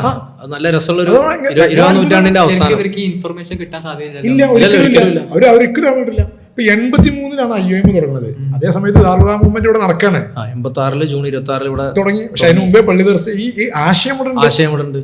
70-കളുടെ അവസാനമാണ് ഈ സുന്നി മൽ ഫെഡറേഷൻ മാതൃകാ ദർസും സംഭവങ്ങളൊക്കെ ഇങ്ങനെ വരുന്നത്. ദാറുൽഹുദ എന്നുള്ള ഒരു ആശയത്തിന്റെ ബീജം അന്ന്, പിന്നെ റഹ്മാനിയ വന്നു, പിന്നെ അത് ദാറുൽഹുദ എന്നുള്ള ഒരു ഇതിലേക്ക് വരുന്നു. അതിപ്പോൾ IUM OIC-ന്റെ ഒക്കെ ഫണ്ടിങ്ങിൽ കോടിക്കണക്കിന് മില്യൺ അവിടെ ഗാർഡനിങ്ങിന് ഒരു വർഷം ചെലവിക്കണ എത്ര മില്യൺ അതുണ്ടായത് ഗാർഡനിങ്ങിന് അവിടെ മാത്രം. അപ്പം അത്രയും മില്യൺ ഇൻവെസ്റ്റ് ചെയ്തിട്ടാണ് ആ സ്ഥാപനം. ഇവിടെ നമ്മൾ ജനങ്ങളുടെ കാശ് കൊണ്ട് പരിമിതികൾക്കകത്ത് കാശില്ലാതെ ക്രൈസിസിൽ വർക്ക് ചെയ്തിട്ട് ഇത്ര എത്തിയെന്ന് പറഞ്ഞാൽ അത് ശരിക്ക് വലിയ അച്ചീവ്മെൻ്റ് ആണ്. അത് ഈ ഇഖ്ലാസിൻ്റെ പവറാന്ന് പറയാറുണ്ട്. അതൊരു ഭംഗി വാക്കൊന്നുമല്ല, അതൊരു റിയാലിറ്റിയാണ് സത്യത്തിൽ. ആ മനുഷ്യന്മാർ അത്രയും ഇഖ്ലാസോടെയാണ് ഇതിനെ സമീപിച്ചത്. അപ്പോൾ വൈദി ഇർഫ ഇബ്രാഹിമുൽ ഖവായിദാറിനുമായിട്ടുള്ള പടച്ചോൻ സ്വീകരിക്കുന്നതോടുകൂടി അതിനങ്ങോട്ട് ഒരു ഇത് കിട്ടുകയാണ്. ഇപ്പോൾ ദാറുൽഹുദയുടെ കേസിൽ നമുക്ക് സെൽഫ് ക്രിറ്റിസിസം ചെയ്യുമ്പോൾ കുറേ പരിമിതികളുണ്ട്. പക്ഷേ ഇപ്പോൾ കേരളത്തിലുള്ള മറ്റൊരു മതസ്ഥാപനം അവരുടെ അച്ചീവ്മെൻറ്റ്, അല്ലെങ്കിൽ കേരളത്തിലുള്ള മറ്റൊരു ഭൗതിക സ്ഥാപനം അവരുടെ അച്ചീവ്മെൻറ്റ്, ഇനിയിപ്പോൾ ദാറുൽഹുദയിലുള്ള വിദ്യാർത്ഥികൾ അവരുടെ ഫാമിലിയിലുള്ള മറ്റുള്ള ആളുകൾ ഇവരോട് കമ്പയർ ചെയ്തിട്ട് ദാറുൽഹുദ ഗ്രാജുവേറ്റ്സിൻ്റെ അച്ചീവ്മെൻറ്റ്, ഇങ്ങനെയൊക്കെയുള്ള ഏത് പാരാമീറ്റർ നോക്കുകയാണെങ്കിലും എത്രയോ വലിയ സക്സസ് ആണ്. പക്ഷെ നിലവിലുള്ള ദാറുൽഹുദക്ക് ഈ വിദ്യാർത്ഥികളെ വെച്ച് ഇതിനേക്കാൾ സക്സസ് ആവാൻ പറ്റുമോ എന്ന് ചോദിച്ചാൽ 100% ഇനിയും എത്രയോ ആവാനും പറ്റും. അപ്പോൾ അതിലേറ്റവും വലിയ ടെൻഷൻ നമുക്ക് പലപ്പോഴും ഉണ്ടാവാറുള്ളത്, ഇപ്പോൾ ക്ലാസ്സിലൊക്കെ ഹൈപ്പർ ആക്റ്റീവായ, വളരെ ക്വാളിഫൈഡായ, ഏത് ഭാഷയും അനായാസം കൈകാര്യം ചെയ്യാൻ പറ്റുന്ന, മതവും ബൗദ്ധികവും വളരെ കൃത്യമായിട്ട് അറിയുന്ന എത്രയോ ആളുകൾ നമ്മുടെ കൺമുന്നിലൂടെ ഇറങ്ങി പോകുന്നുണ്ട്.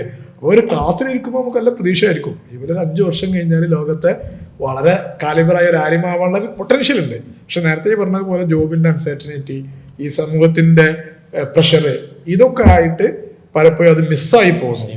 ഈ ഗ്രാജുവേറ്റ്സിനെ ഫോക്കസ് ചെയ്തിട്ട് കുറച്ച് ആളുകൾക്കെങ്കിലും നമുക്ക് കമ്മ്യൂണിറ്റി പദ്ധതികൾ ഫണ്ട് ചെയ്ത് സ്കോളർഷിപ്പ് ചെയ്ത് പഠിക്കാം. നേരത്തെ ഉലമാക്കളൊക്കെ അങ്ങനെ തന്നെയാണല്ലോ, ഭരണകൂടം ഫണ്ട് ചെയ്തിട്ടാണ് ഉലമാക്കള് മദ്രസ ഉണ്ടാക്കിയത്, അങ്ങനെയാണ് കിതാബൊക്കെ വന്നത്. അപ്പൊ അങ്ങനെ ഈ കാലിബറായ ഹുദവികളെ കമ്മ്യൂണിറ്റിക്ക് അല്ലെങ്കിൽ സ്ഥാപനത്തിന് അല്ലെങ്കിൽ വേറെ ഏതെങ്കിലും ഗ്രൂപ്പിന് ഏറ്റെടുക്കാൻ പറ്റുമെങ്കിൽ, ഞാൻ മലേഷ്യയിലൊക്കെ ഉണ്ടാകുമ്പോൾ എപ്പോഴും ആലോചിച്ചിരുന്നു, IIM ഉണ്ടാകുമ്പോൾ അവിടെ ഇപ്പോൾ ഇസ്ലാമൈസേഷന് വേണ്ടിയിട്ട് ഒരു കോടികൾ ചെലവഴിച്ചു.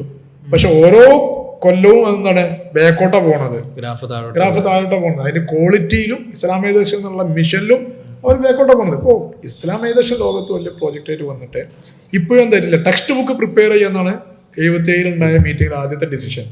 ഇത്ര വർഷം കഴിഞ്ഞിട്ടും ടെക്സ്റ്റ് ബുക്ക് ഇപ്പോഴും ഇല്ല. ഒരു ഇസ്ലാമിക രാജ്യത്തും ഭൗതികം പഠിപ്പിക്കാൻ പറ്റിയ ടെക്സ്റ്റ് ബുക്ക് ഇല്ല.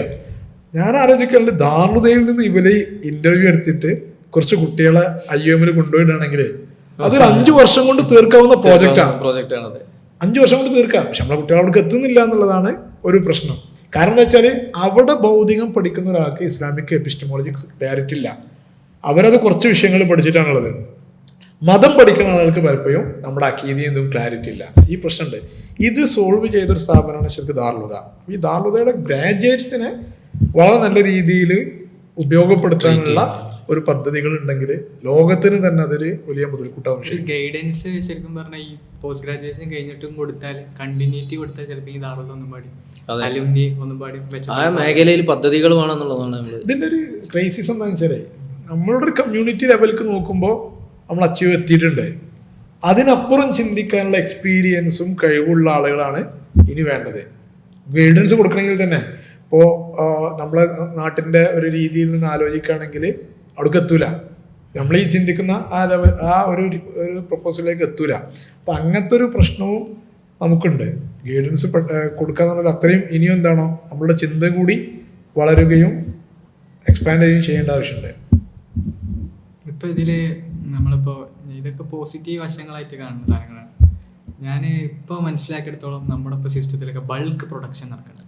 എന്നുവെച്ചാൽ വളരെയധികം ഒരുപാട് വിദ്യാർത്ഥികൾ എന്താ വേണ്ടത് ഈ സിസ്റ്റത്തേക്ക് വരുന്നുണ്ട്. അപ്പോൾ പണ്ടുള്ളതിനെക്കാട്ടിയും കൂടുതൽ കുട്ടികൾ വരുമ്പോൾ ഒരു സ്പെഷ്യലൈസ്ഡ് മെൻറ്റർഷിപ്പ് കൊടുക്കാൻ വളരെ ബുദ്ധിമുട്ടായ ടൈമാണ്. എന്ന് വെച്ചാൽ ബൾക്കായിട്ട് വരുമ്പോൾ തന്നെ ഇവർക്ക് ഇൻട്രസ്റ്റ് ഉള്ളവരും ഇൻട്രസ്റ്റ് ഇല്ലാത്തവരും ഒക്കെ ഉണ്ടാകുന്നതുകൊണ്ട് തന്നെ നമുക്ക് ഇവരെ ആർക്കാണ് ഇതിൽ താല്പര്യം അതുള്ളവർ മാത്രം എടുത്തിട്ട് എന്താക്കിയാൽ മതി, ഗ്രാജുവേറ്റ് ആക്കാനുള്ള ഒരു പോസിബിലിറ്റി ഉണ്ട്. പക്ഷെ ഇന്ന് നമ്മളെ സിസ്റ്റം ചെയ്തുകൊണ്ടിരിക്കുന്നത് എന്താ വെച്ചാൽ ഒരു ബൾക്ക് പ്രൊഡക്ഷൻ്റെ സിസ്റ്റമാണ്. എത്രത്തോളം ആൾക്കാർ വരുന്നു അത്രത്തോളം ആൾക്കാരെ എന്താക്കുക ഗ്രാജുവേറ്റ് ചെയ്ത് വിടാന്നുള്ളൊരു സ്ട്രാറ്റജിയാണ്. ശരിക്കും ഈ സ്ട്രാറ്റജി നെഗറ്റീവായിട്ടല്ല എഫക്റ്റ് ചെയ്യുന്നത് പല രീതിയിലും. അത് ശക്തമായ ചർച്ചകൾ ഇന്റേണലി നടന്നുകൊണ്ടിരിക്കുന്ന, വർഷങ്ങളായിട്ട് നടന്നുകൊണ്ടിരിക്കുന്ന ഒരു ഡിസ്കഷനാണ്. ഇതിനൊക്കെ പ്രോസ് ആൻഡ് കോൺസ് ഉണ്ട്. പ്രായോഗികമായിട്ട് വരുമ്പോൾ ഇതുണ്ട്. ഇപ്പോൾ ഉദാഹരണത്തിന് നമ്മൾ PG ഓപ്ഷണലാക്കുക, താല്പര്യമുള്ള ആളുകൾ മാത്രം PG ചെയ്താൽ മതി എന്ന് പറയുമ്പോൾ ഉണ്ടാകുന്ന ഒരു പ്രശ്നം എന്ന് പറഞ്ഞാൽ ബ്രെയിൻ ഡ്രെയിൻ ആണ്. നല്ല കഴിവുള്ള ആളുകൾ ആരും ഈ പണിക്ക് നിൽക്കണില്ല, അല്ലെങ്കിൽ എലിജിബിളായ ആളുകൾ ഉണ്ടാവില്ല. അപ്പം അങ്ങനത്തെ ഒരു ക്രൈസിസ് അതിനുണ്ട്. അതിന് മറികടന്നിട്ട് എങ്ങനെ ചെയ്യാൻ പറ്റും എന്നുള്ളതാണ് ആലോചിച്ചുകൊണ്ടിരിക്കുന്നത്. അപ്പം അതിൻ്റെ ഭാഗമാണ് അടുത്ത ഇമ്മീഡിയറ്റ് അപ്ഡേറ്റ് ആവശ്യത്തിലൊക്കെ തന്നെ ആയിരിക്കും. അതെ, പാഷനേറ്റ് സ്റ്റുഡൻസ് എന്തായാലും അവർക്ക് എന്തെങ്കിലും ഹയർ സ്റ്റഡീസ് ആയിട്ടോ അല്ലെങ്കിൽ അവരുടെ സ്വയമായിട്ടുള്ള ഒരു പാഷനിൽ അവരെന്തായാലും പോകാൻ സാധ്യതയില്ല. ഈ പാഷനെ ആര് ക്രിയേറ്റ് ചെയ്യുന്നുള്ളത് ഒരു ക്രൈസ് ഉണ്ട്. ഇപ്പം ദാറുൽഹുദയിൽ നിന്ന് ക്രിയേറ്റ് ചെയ്താലും ഈ സൊസൈറ്റിയുടെ പ്രഷറാണ് എപ്പോഴും അതിനെ വർക്ക് ചെയ്യുക. ഈ പാഷൻ എപ്പോഴും എന്താവില്ല കൺസ്ട്രക്റ്റീവ് ആയിക്കോളുന്നില്ല. പെട്ടെന്ന് ജോബ് ഉണ്ടാവണം എന്നുള്ളതായേക്കാം, കാശുണ്ടാക്കണം എന്നുള്ളതായേക്കാം, അല്ലെങ്കിൽ സ്വാതന്ത്ര്യം എന്നുള്ളതായേക്കാം. അപ്പോൾ ഈ എഡ്യൂക്കേഷൻ ആയിക്കൊള്ളുന്നില്ല. കാരണം ഇപ്പോഴത്തെ ഒരു സോഷ്യൽ പ്രഷർ ഭയങ്കര. ഇപ്പോൾ എങ്ങനെയൊക്കെ കഴിവുള്ള ഉത്തരേന്ത്യയിൽ പോയി വർക്ക് ചെയ്യാൻ മെൻ്റലി സാറ്റിസ്ഫൈഡ് ആയ, താല്പര്യമുള്ള, വില്ലിങ് ആയ എത്രയോ ആളുകൾക്ക് എന്താണില്ല, സാധിക്കണില്ല. കാരണം അവരെ ഫാമിലിയിൽ നിന്ന് പ്രഷറാണ്. ഉപ്പ പ്രഷർ ചെയ്യും, ഞാൻ റിട്ടയർ ആവാനായി, നിങ്ങളെ കാത്തിക്കായിരുന്നു, ഗൾഫിൽ പോകണം, അല്ലെങ്കിൽ മറ്റെന്തെങ്കിലും ജോബ് ചെയ്യണം. കാശ് എന്നുള്ളത് ഭയങ്കര നമുക്ക് കാണാത്തുള്ള ഒരു കാര്യമില്ല. നമ്മുടെ സൊസൈറ്റിയിലാണല്ലോ വർക്ക് ചെയ്യണത്. അപ്പോൾ ഇങ്ങനെയുള്ള കുറേ പ്രഷർ വരും. അപ്പോൾ ഈ ഓരോ പദ്ധതികളെക്കുറിച്ചും വരും വരായികളെക്കുറിച്ച് ആലോചിക്കണം. നമ്മളിപ്പോൾ വളരെ സജീവമായി ആലോചിച്ചുകൊണ്ടിരിക്കുന്ന ഒരു കേസാണ് ഇപ്പോൾ ഡിഗ്രിയിൽ നിന്നൊക്കെ സ്കോളർഷിപ്പിന് ഇൻ്റർനാഷണൽ യൂണിവേഴ്സിറ്റിയിലൊക്കെ ആളുകളൊക്കെ പോയിട്ട് അവർക്ക് നമ്മൾ ഓൺലൈനായിട്ട് കുറച്ച് കോഴ്സുകളൊക്കെ കൊടുത്ത് PG റിട്ടേൺ ഇവിടെ വന്നിട്ട് PG ചെയ്യുന്ന ഒരു സംവിധാനത്തെക്കുറിച്ചൊക്കെ വളരെ സജീവമായ ആലോചനകൾ നടന്നുകൊണ്ടിരിക്കുന്നത്. അതിൻ്റെയൊക്കെ ഒരു തുടക്കമായിട്ടാണ് ഇൻറ്റേൺഷിപ്പുകൾ, അതേപോലെ സ്റ്റുഡൻറ്റ് എക്സ്ചേഞ്ച് പ്രോഗ്രാം. ഇപ്പോൾ അസറിലേക്ക് എല്ലാ വർഷവും എത്ര വിദ്യാർത്ഥികളാണ് ഇത് ആലോചിച്ച് പോകുന്നത്? എല്ലാ വർഷവും പോയിക്കൊണ്ടിരിക്കുകയാണല്ലോ. അപ്പോൾ ഈ സമ്മിൽ തന്നെ 25 ആളുകൾ പോയി, ഇനി അടുത്ത ടീം പോകാനിരിക്കുന്നു. IIM പോയി, ഇനി മറ്റുള്ള ഖത്തർ യൂണിവേഴ്സിറ്റി തുടങ്ങിയ പല യൂണിവേഴ്സിറ്റിയിലേക്കും ടൈപ്പ് ആയാൽ ഇപ്പോൾ ഇവിടെ ഗ്രാജുവേറ്റ്സ് UG പഠിക്കുന്ന സമയത്ത് തന്നെ എനിക്കൊന്ന് നൗഫലുദ്ദീൻ IIM പോയ ആളാണ്, സ്റ്റുഡൻറ്റ് എക്സ്ചേഞ്ച് ആയിട്ട്. അപ്പോൾ അത് നമുക്ക് ബിൽഡ് ചെയ്താണ്. ഇപ്പോൾ യൂറോപ്പിൽ മറ്റിടത്തൊക്കെ ഇസ്ലാമിക് എഡ്യൂക്കേഷൻ സിസ്റ്റങ്ങളുണ്ട്. Cambridge Islamic college, Darul Qasim college അമേരിക്കയിൽ, ഇങ്ങനെയുള്ള പല സംവിധാനങ്ങളുണ്ട്. അപ്പോൾ അവരോടൊക്കെ ഇപ്പോൾ അവിടെ ഉദവികൾ എത്തിക്കൊണ്ടിരിക്കുന്നു. നെറ്റ്വർക്കായിട്ട് നമ്മുടെ ഡിഗ്രി വിദ്യാർത്ഥികൾക്കൊക്കെ അവിടെ നേരത്തെ പോകുകയും അവിടുത്തെ അധ്യാപകർ നമ്മുടെ വിദ്യാർത്ഥികൾ ക്ലാസ് എടുക്കുകയും ചെയ്യുകയാണെങ്കിൽ അതെന്തായാലും കുട്ടികളുടെ മൈൻഡ് സെറ്റിൽ അവരുടെ ഫ്യൂച്ചർ പ്ലാനിനെ സ്വാധീനിക്കുമെന്ന് നമുക്ക് ഉറപ്പിച്ച് പറയാൻ പറ്റും. അപ്പോൾ അതോടൊപ്പം വാഫികളും അങ്ങനെ സമാനമായ ഈ ഒരു ഫോളോ ചെയ്യുന്ന ആളുകളൊക്കെ കേരളത്തിൽ നിന്നുള്ള ഒരു ഭയങ്കര അത്ഭുതം. കേരളത്തിൽ നിന്ന് പല സ്ട്രീമിൽ നിന്ന് വരുന്ന ആളുകൾ ഇങ്ങനെ എത്തി ഈ രീതിയിലേക്ക് പോകുന്നുണ്ട്. പിന്നെ ഒരു വിമർശനം പറയുന്നത് ഇവർ സെൻട്രൽ യൂണിവേഴ്സിറ്റിയിൽ പോയാലോ അല്ലെങ്കിൽ പ്യുവർലി സെക്യുലറായ ഒരു സ്പേസിൽ ഇവർ പോയാൽ ഇസ്ലാമികമായ ധാർമ്മിക ജീവിതം ഇങ്ങനത്തെ കാര്യങ്ങൾക്കൊക്കെ ഇടർച്ച ഉണ്ടാവുന്നു. പിന്നെ സാഹിത്യവും സയൻസും അങ്ങനെ ഇതെല്ലാം വായിക്കുകയും പഠിക്കുകയും ചെയ്യുമ്പോൾ, സോഷ്യൽ സയൻസൊക്കെ പഠിക്കുമ്പോൾ അതിനനുസരിച്ചുള്ള ചായ്വുകൾ ഉണ്ടാവുന്നു എന്നൊക്കെയാണ്. അപ്പോൾ ഇവരാണ് കുറച്ച് ആളുകൾ അവിടെ പോവുകയും അതിൻ്റെ പ്രശ്നങ്ങൾ കണ്ടെത്തുകയും ചെയ്യണമല്ലോ. അല്ലാതെ നമ്മൾ അവിടെ ഒന്നും പോവാതെ നമ്മൾ ഇവിടെ നാട്ടിലിങ്ങനെ കുപ്പായിട്ട് നടന്നാൽ ഈ പ്രശ്നങ്ങളൊന്നും പരിഹരിക്കാൻ ആളുകളുണ്ടല്ലോ. കുറച്ച് ആളുകൾ പോവും, ചില ആളുകൾ കയ്യിൽ വീണ് പോവും, ബാക്കിയുള്ളവർ അതിനെ അറ്റാക്ക് ചെയ്യും. അല്ല, ഈ വിമർശനം ശരിക്ക് നമ്മുടെ ട്രഡീഷനിലുണ്ട്. അശ്അരികള് ഈ ഫിലോസഫിയും മറ്റു കാര്യങ്ങളൊക്കെ ലോജിക്കൊക്കെ എടുത്തപ്പോ സലഫികൾ അന്നത്തെ ഹംബലി അല്ലെങ്കിൽ ഇബ്നു തൈമിയ്യ എന്റെ മുമ്പുള്ള ആളുകൾ വരെ ഈ വിമർശനം ഉന്നയിച്ചിരുന്നു. ഖുർആൻ സുന്നത്ത് വീണു പോകും. എന്നിട്ട് അവര് പറഞ്ഞത് അതാണല്ലോ, ഇവരുടെ കുറെ ചിന്താഗതികള് വെസ്റ്റേൺ അല്ലെങ്കിൽ ഗ്രീക്ക് ലോജിക്കിന്റെയും മറ്റൊക്കെ ഇൻഫ്ലുവൻസ് വന്നിട്ടുണ്ട് എന്ന്. ഇനി മാത്രമല്ല, ഇപ്പോൾ നമ്മുടെ മുഅ്തസിലകളോട് ഡിബേറ്റ് ചെയ്യുന്നുണ്ട് അശ്അരികള്. അപ്പോൾ കുറേ ഇപ്പോൾ താജുദ്ദീൻ സുബ്ക്കി തന്നെ ജമ്മിലൊക്കെ പറയുന്നുണ്ട്, കുറേ ഫുഖഹാക്കൾക്ക് എന്താണ് ചിലപ്പോൾ ഇത്തിസാലിൻ്റെ അഭിപ്രായം വന്നിട്ടുണ്ടാവും. കാരണം അവരുടെ എക്സ്പേർട്ട് മേഖല അതല്ല. അപ്പോൾ അവർ കലാം നോക്കുമ്പോൾ അവരുടേതാണ് കുറച്ച് ലാഹിറൻ ശരിയായിട്ടുള്ളൊരു അഭിപ്രായം. അപ്പോൾ അവരതെന്താവും സ്വീകരിക്കും. അപ്പോൾ വെസ്റ്റിനോട് സെക്കുലർ ഇതിനോട് എൻഗേജ് ചെയ്യുമ്പോൾ കുറച്ച് ആളുകൾക്കൊക്കെ തെറ്റ് സ്വാഭാവികമായിട്ടുണ്ടാകും. പക്ഷെ വേറെ കുറച്ച് ആളുകൾ ഇതിനെ തോൽപ്പിക്കാവുന്ന രീതിയിലേക്ക് ഈ തെറ്റുകളെ പരിഹരിക്കാനുള്ള ഒരു മെക്കാനിക്സം അല്ലെങ്കിൽ സ്ട്രക്ചറൽ ഇംപ്രൂവ്മെന്റ് നമുക്ക് വേണ്ടി ഉണ്ടാക്കേണ്ടി വരും. സാമാന്യ വിദ്യാഭ്യാസത്തെ കുറിച്ച് തന്നെ ഇങ്ങനെ സെൻട്രൽ യൂണിവേഴ്സിറ്റിയിലൊക്കെ പോയിട്ടും അങ്ങനെയൊക്കെ ഒരുപാട് ഇതുകൾ വന്നിരുന്നു. അപ്പം ഞാൻ ചിന്തിച്ചത്, കേരളത്തിൽ ആദ്യത്തെ ഹുദവി ഡോക്ടറേറ്റ് നേടിയത് ഡോക്ടർ ഫൈസൽ ഹുദവി മാരിയാടാണ്. അതുപോലെ ഡോക്ടർ സുബൈർ ഹുദവി ചേങ്ങന്നൂർ, അതിനൊക്കെ ശേഷം വന്ന ആളുകളാണ്. ഇവരൊക്കെ പാരമ്പര്യത്തെക്കുറിച്ചും കേരളത്തിലെ മതവിദ്യാഭ്യാസത്തെക്കുറിച്ചൊക്കെയാണ് ഇവരുടെ ഡോക്ടറൽ തീസിസുകൾ. ഇവർ നമ്മുടെ ക്ലാസ്സിൽ വന്നിട്ട് ട്രഡീഷൻ, മോഡേണിറ്റി എന്നൊക്കെ പറഞ്ഞിട്ട് 4 അലക്കലക്കാണ്. അതായത് ഇവർ ഈ പറയുന്നത് വലിയ സംഭവമല്ല. ഇവർ അതിൻ്റെ ആ സ്പേസിൽ പോയി നിന്നിട്ട് ഇവർ ഡോക്ടറേറ്റ് ഒക്കെ എടുത്ത് വന്നിട്ട് ഇവർ നമ്മോട് സംസാരിക്കുകയാണ്. അപ്പോൾ സോഷ്യോളജിയിലൂടെ ഫൈസൽ ഉസ്താദ് ഇതിന് മനസ്സിലാക്കുന്നു. എന്നിട്ട് സോഷ്യോളജിയുടെ പ്രശ്നങ്ങൾ ഇദ്ദേഹത്തിന് പറയാൻ പറ്റുന്നു. അതിനകത്തുള്ള കൺസെപ്റ്റുകളെ ഇദ്ദേഹത്തിന് ഇസ്ലാമിക് പെർസ്പെക്റ്റീവിൽ നിന്നുകൊണ്ട് പറയാൻ പറ്റുന്നു. ഏറ്റവും വലിയ സംഭാവന എന്താണെന്ന് വെച്ചാൽ പാരമ്പര്യം, ഉസ്താദുമാർ എന്നൊക്കെ ഉള്ള ഒരു സംഭവം ഉണ്ടല്ലോ, ഇതിൽ നമുക്ക് അഭിമാനം തോന്നാവുന്ന രീതിയിൽ കാര്യങ്ങളെ അവതരിപ്പിച്ചെന്നത് ഈ ഹുദവി ഉസ്താദുമാരാണ്. അപ്പോൾ ഇവർ സമന്വയ വിദ്യാഭ്യാസം നേടുകയും ഇതിൻ്റെ എല്ലാത്തിൻ്റെയും പ്രശ്നങ്ങൾ മനസ്സിലാക്കി ഇങ്ങനെ പറഞ്ഞതുകൊണ്ടാണ് നമുക്കതിൽ അഭിമാനം തോന്നുന്ന ഒരു സാഹചര്യത്തിലേക്ക് പോയത്. അല്ലെങ്കിൽ ഞാൻ നേരത്തെ സൂചിപ്പിച്ച പോലെ മുസ്ലിയാക്കന്മാർക്ക് ലോകം തീരില്ല എന്നൊരു സാധനത്തിൽ നമ്മൾ സ്റ്റക്കായി നിൽക്കുമായിരുന്നു. അതിനെ പൊട്ടിച്ച് തന്ന ഇവരാണ്. അതുകൊണ്ടാണ് നമുക്ക് അവിടുന്ന് മുന്നോട്ട് പോകാൻ പറ്റിയത്. കേരളത്തിൽ സുന്നത്ത് ജമാഅത്തിനെ സംരക്ഷിക്കുന്നതിൽ ഈ ഒരു റിഫോമിന് വലിയ സ്വാധീനമുണ്ട്. കാരണം എപ്പോഴാണ് ഇത് വരുന്നത്? ഭൗതിക വിദ്യാഭ്യാസം പഠിച്ച ആളുകളൊക്കെ മറ്റു ചിന്താധാരയിലേക്ക് പോകുന്ന ഒരു സമയത്താണ് ഈ ഇന്റഗ്രേഷൻ വന്നത്.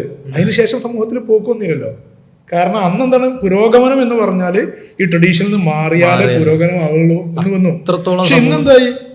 അന്ന് റിഫോമേഴ്സ് എന്ന് പറയുന്ന ആളുകള് ഇന്നത്തെ നമ്മളുടെ സമന്വയ വിദ്യാഭ്യാസത്തിലേക്ക് നോക്കിയിട്ട് അവർ സ്വയം റിഫോം ചെയ്യാനുള്ള ശ്രമത്തിലേക്ക് സാമൂഹിക അന്തരീക്ഷം മാറി.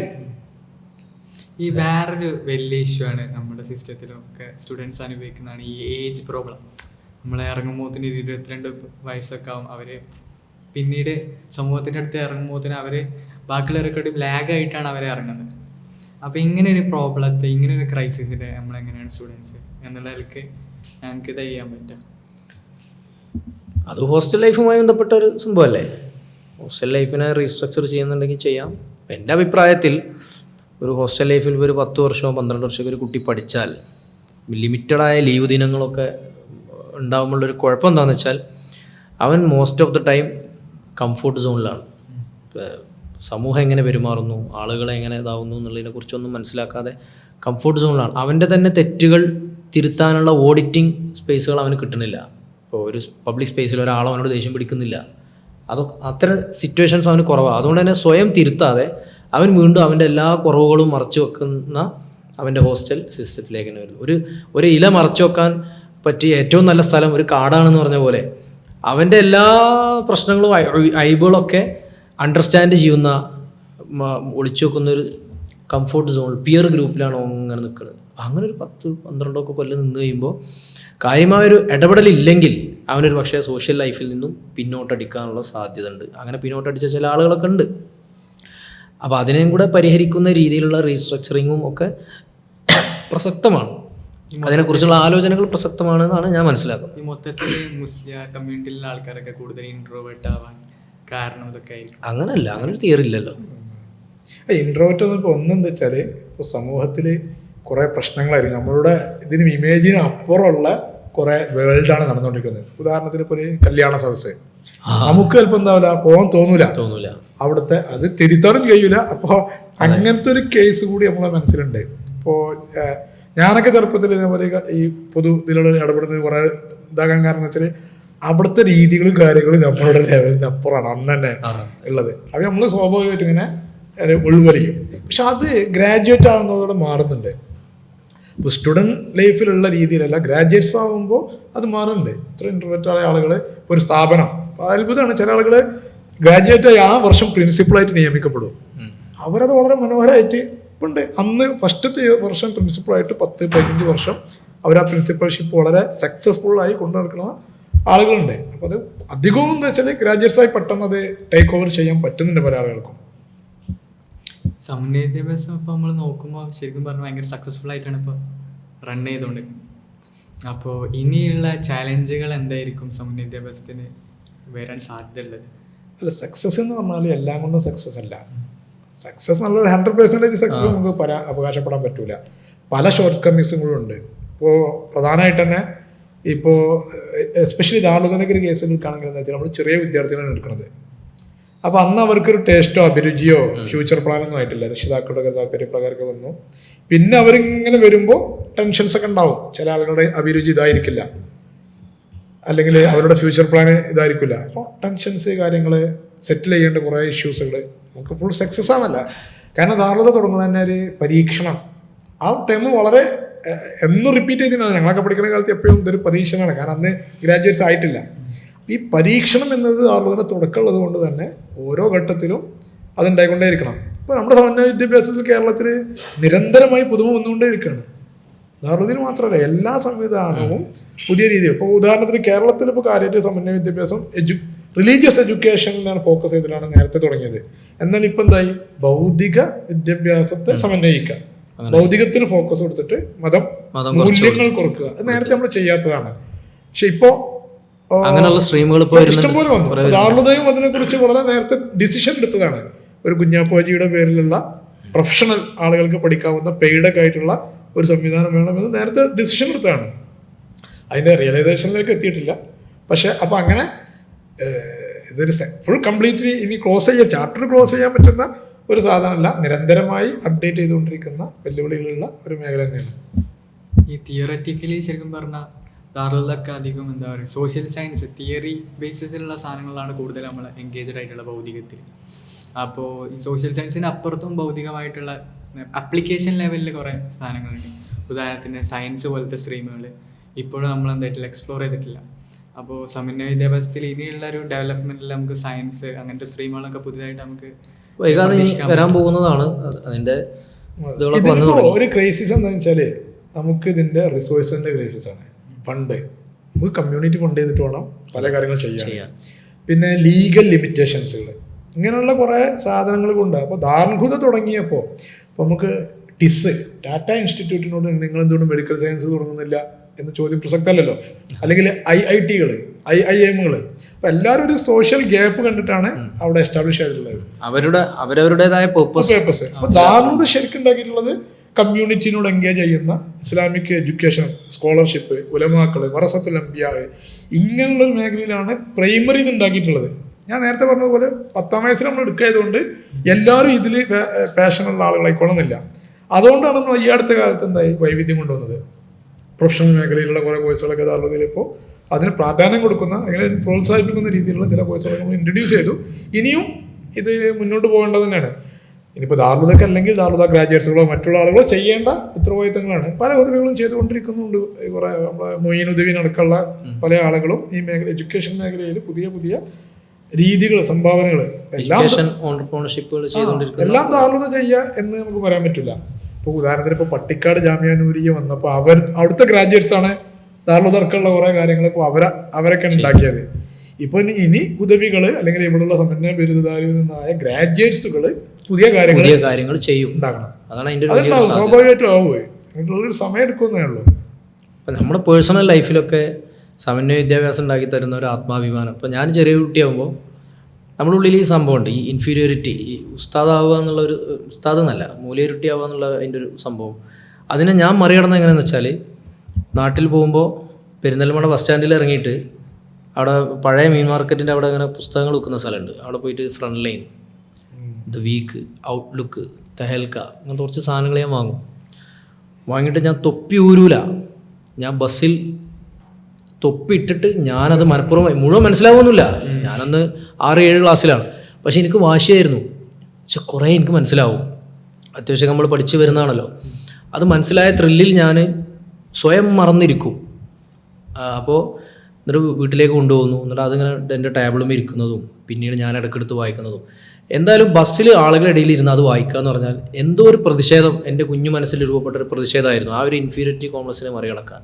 അപ്പോൾ നമുക്ക് നമ്മുടെ 16-ാം വയസ്സിലും 17-ാം വയസ്സിലൊക്കെ കിട്ടിയിട്ടുള്ള ആ ഒരു ആത്മാഭിമാനവും ആവേശവും അങ്ങനെ കുറേ ആളുകൾക്ക് കിട്ടിയിട്ടുണ്ടാവുമെന്നാണ് ഞാൻ മനസ്സിലാക്കുന്നത്. ഞാൻ എൻ്റെ ഒരു പേഴ്സണൽ അക്കൗണ്ട് പറഞ്ഞതാണ്.